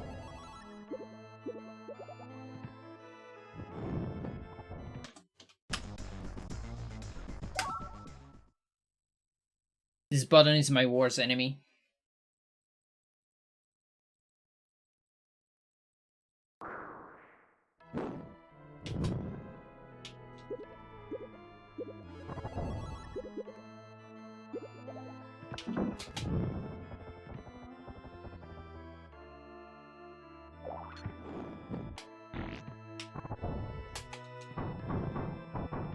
Yeah, you know what? If you get all the movement correctly, it seems that Bylog will always get heated here. Which is really bad.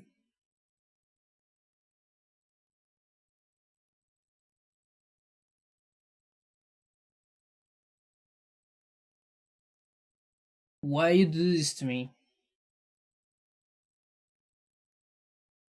The only way to prevent this is to play bad or do the other strat. The boost. Oh god.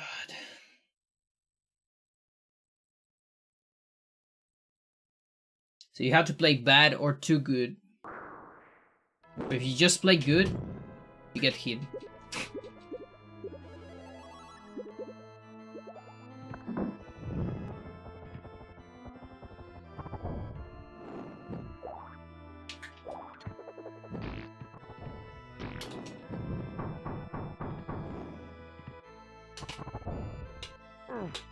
No.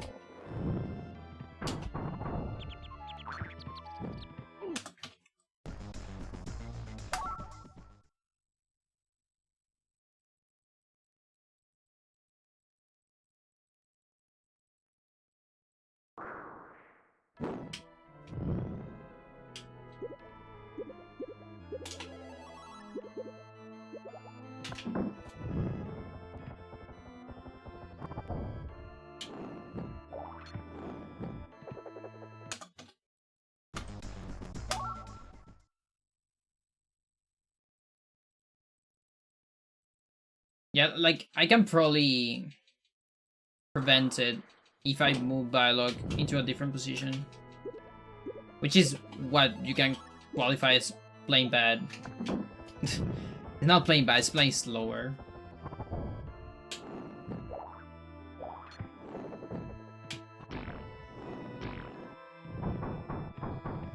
Yeah, I know. Oh, dude.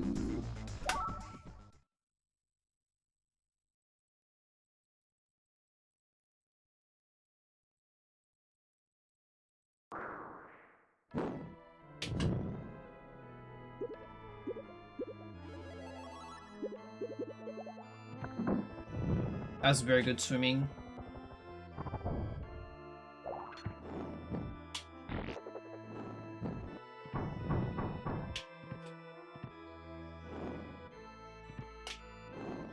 And then I fuck everything up. So yeah, it works. If I get like bad luck pretty far away, it works just fine. Which does qualify playing just good, honestly. I just need to get the momentum.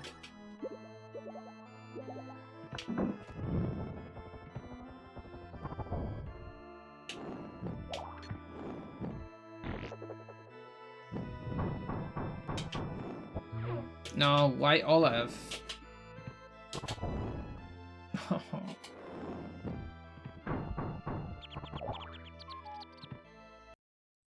Why Olaf?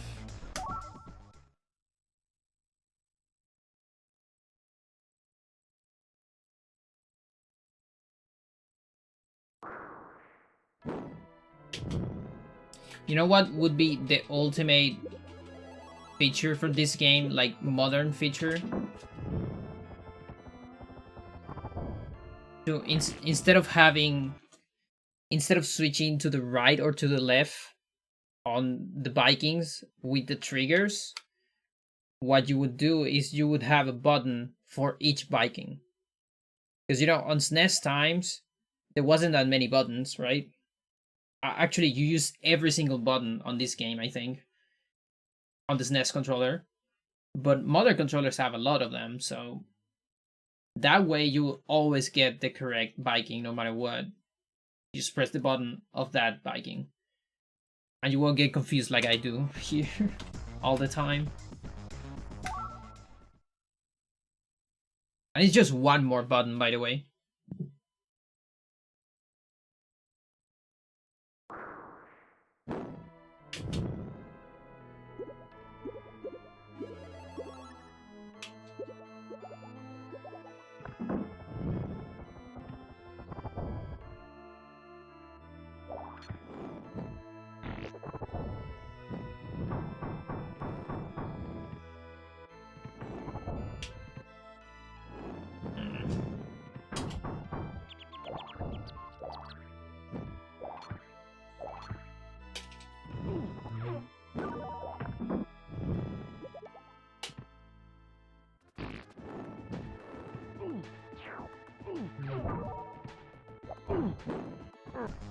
Try to say him.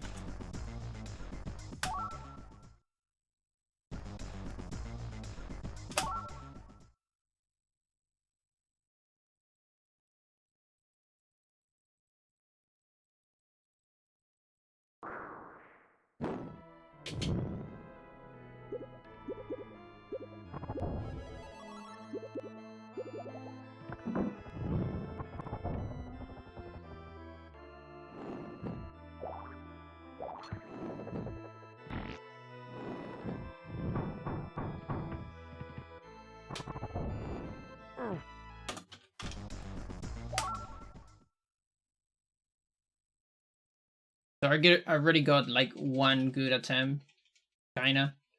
There's two more.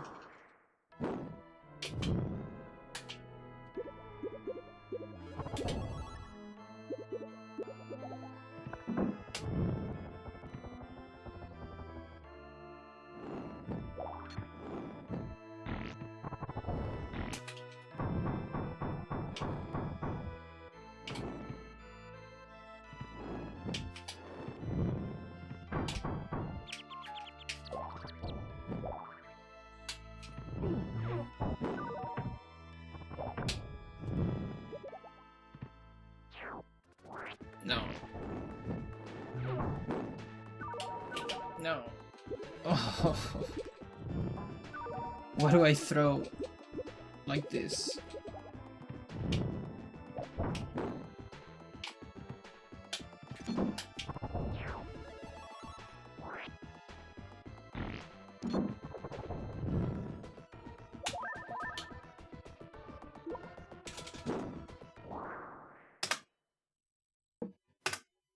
One more good attempt.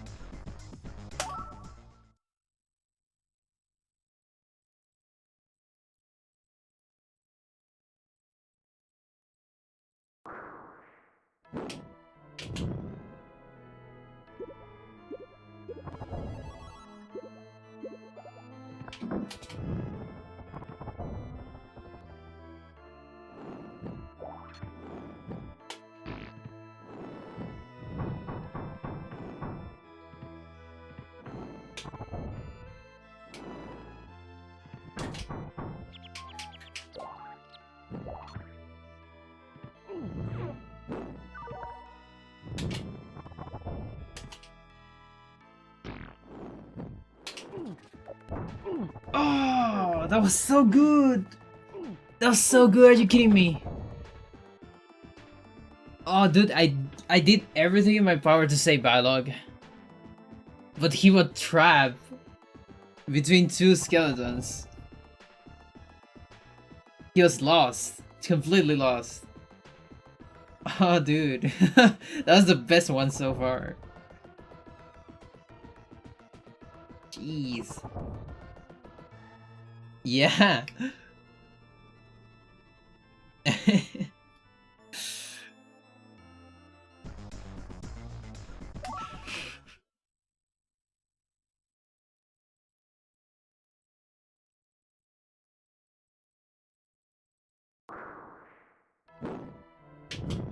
Guess we're gonna get a bonus track.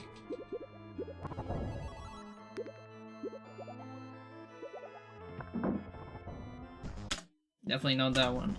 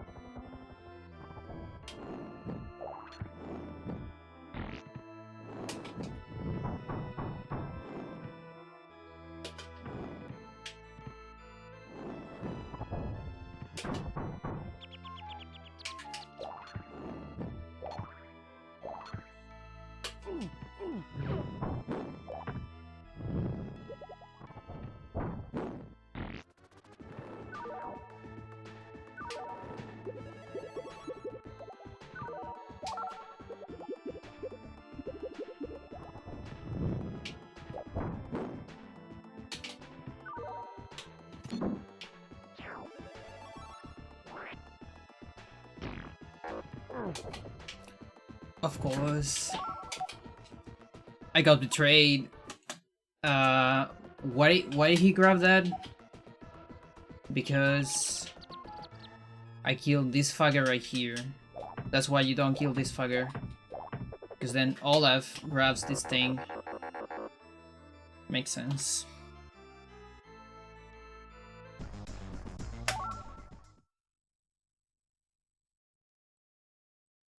Yeah, it's pretty crazy. Like, it's crazy on two ways. One, it's actually like a very long speedrun, and I can't believe people speedrun that much. Like, that long. But also, it's not that much, considering it's such a long game, you know? So it's like double wow.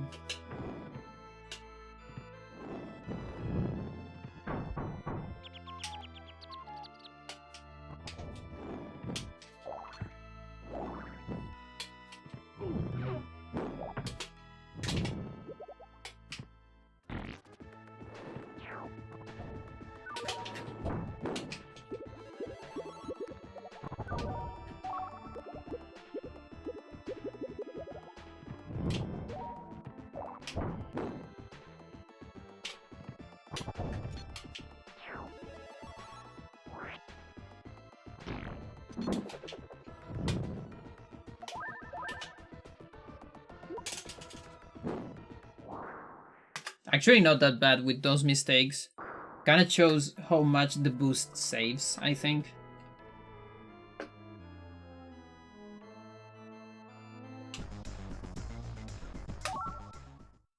Yeah, also Nemesis percent is like 17 hours, I think, or 16 hours. I don't remember. But it depends on the version, of course, but...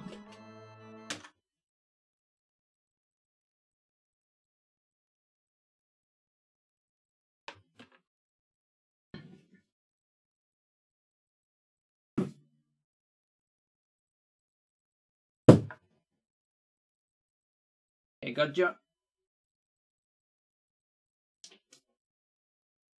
Finally, I think I got it. I actually don't know.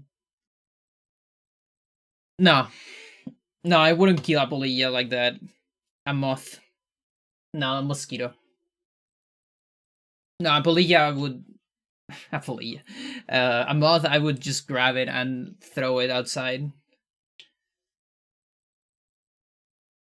They manage level strength on Yuna, so Bahamut does 70k regular hits. Yeah, makes sense.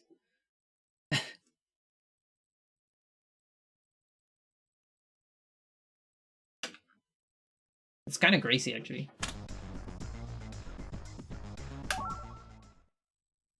I don't think I'm definitely not familiar with that strat. I think I haven't watched a speedrun of FFX in a while.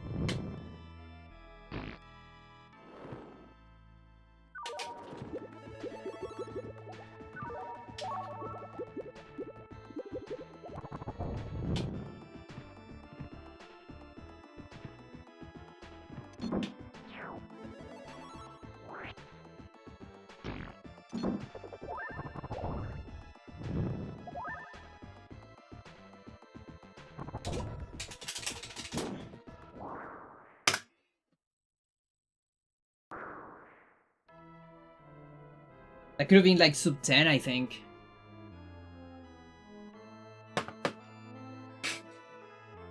Like, I fucked up the end so much. I missed like a million switches at the end. This was with boost, right? I don't actually remember. I think it was. Yeah, boost actually saves a lot. It's just about the speed. Like, you get so much speed from it. But yeah, it's a PV. And it is a second PV, which is what I wanted, at least. You know?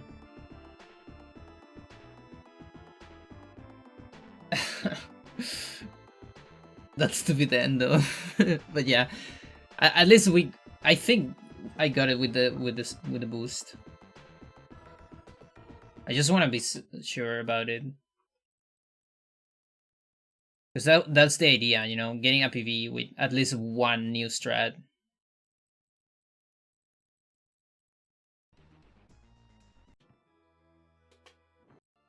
I don't actually remember, and I think.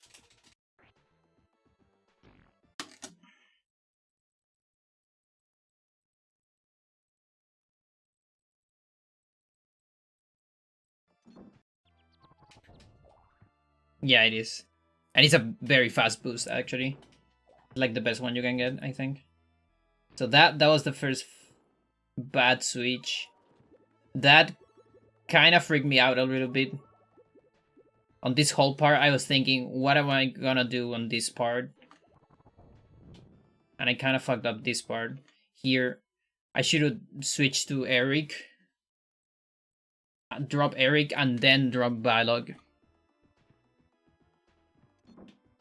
But right here, I also like watch the timer for like a second and saw a 59 here.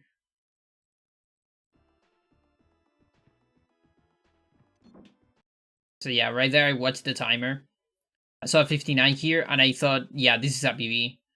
And that's why I got nervous at the end.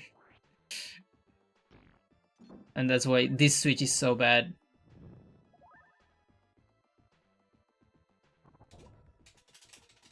Also get the slow lady. That might have been like 2 seconds.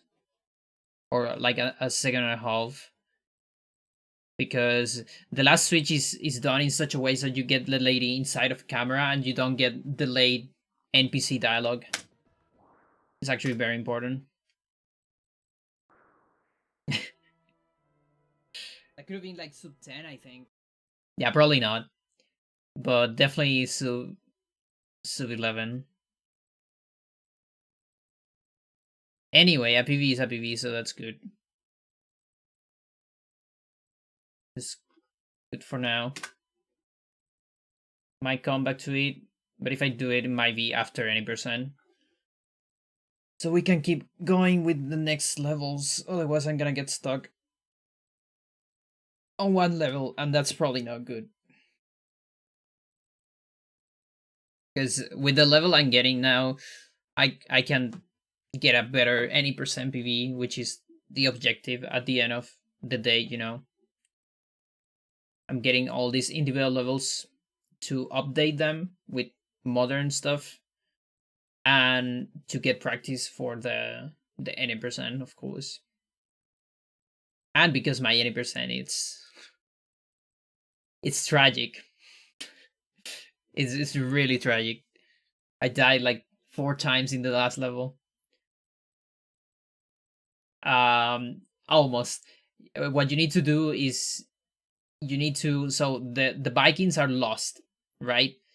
So the only way you can get to the next area and try to find your home is through teleporting to the next area. So different like you travel in time through different eras, and every era has like an NPC that can teleport you to the next level, but it needs items. So here is this lady right here, the witch, but she needs like some items to do like a spell, you know. And so you need to bring those items, and that's kind of the hard part. There's like all sorts of puzzles you need to complete to get those items, and then everyone needs to get to the cauldron. So here's a witch, then you go to Dark Ages, and it's like a wizard or a sage, I guess. You get a gypsy on the sheep. You get a shaman on the Amazon jungle, and you get like a teleport machine on the future.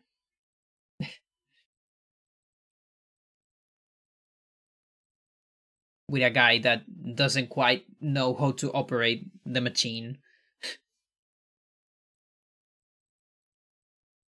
But yeah, that's cool. It was an entire stream of just one level. Like 200 attempts. Short levels really go very fast on attempts. Kind of remember that from my Hocus Pocus days. Like I haven't reached 200 attempts on Eternal, for example. That's why I always lose my mind. Like I lose my brain with when you see you see speedrunners. Like you go to the speedrunner channel, and you see the list of attempts on the splits, and it's like 2,000, and I'm always like, what the fuck? I don't think I've ever done 2,000 of anything, honestly. And I don't actually know if I'm just not that patient as other speedrunners, or I work in a different way. Like maybe I practice more than them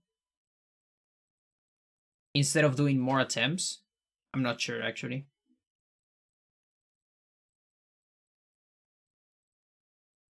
No idea. Anyway, I'll end here. Um, let's see what time it is. Yeah, it seems like a good time to end. And yeah, still no results from the fonts. I'll keep you updated on that. But there was some results today. I went to the doctor. I mean, not no, it wasn't because of that. A doctor called me actually and told me my exam. So I had to do an exam on my eye to see if my illness has advanced. And on the preliminary exam, there was some evidence that it could have advanced. So we were a little bit worried. So we did a more advanced exam. And now I got a message, and he said, "No, it's just marginal difference. So you're good." So I'm good. I'm not gonna get blind. So I'm actually very happy. And yeah, I just need to change my contact glasses though. That's gonna be expensive, but that was expected.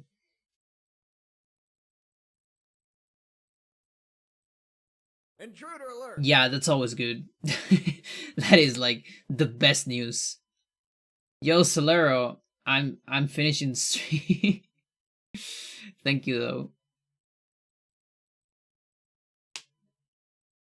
I can offer you finger ASMR. No, it doesn't work. Oh, there you go.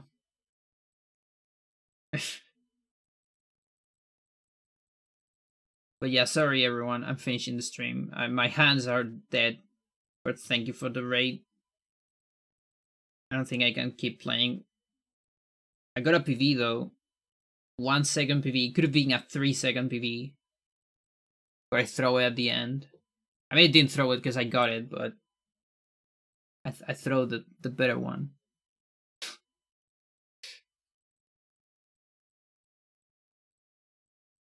All right. Maybe I can send the raid to someone else. I don't usually do hosts and raids. No, there's no panas online, I think, right now.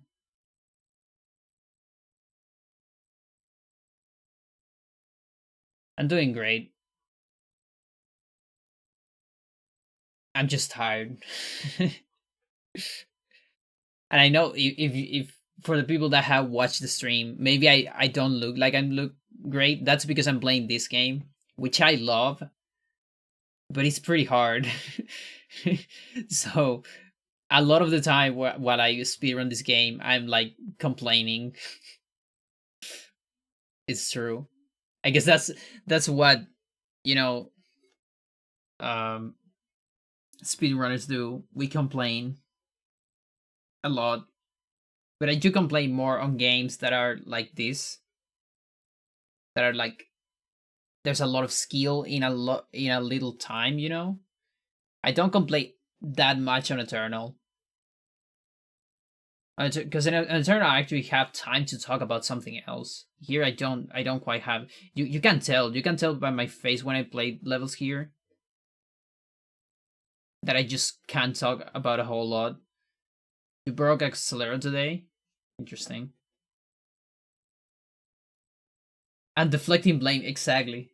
Yes. That's what we do. Pretty much. But yeah, it does depend on the game for sure. But yeah, this game doesn't give me a lot of time to do anything else.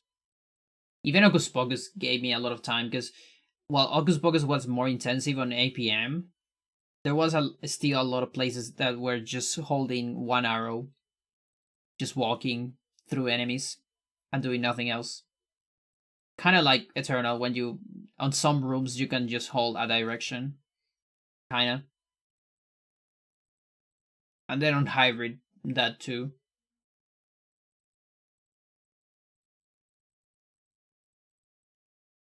Yeah. So yeah, now I'm going. Enough of this blame deflecting. Goodbye, everyone. Have a good night.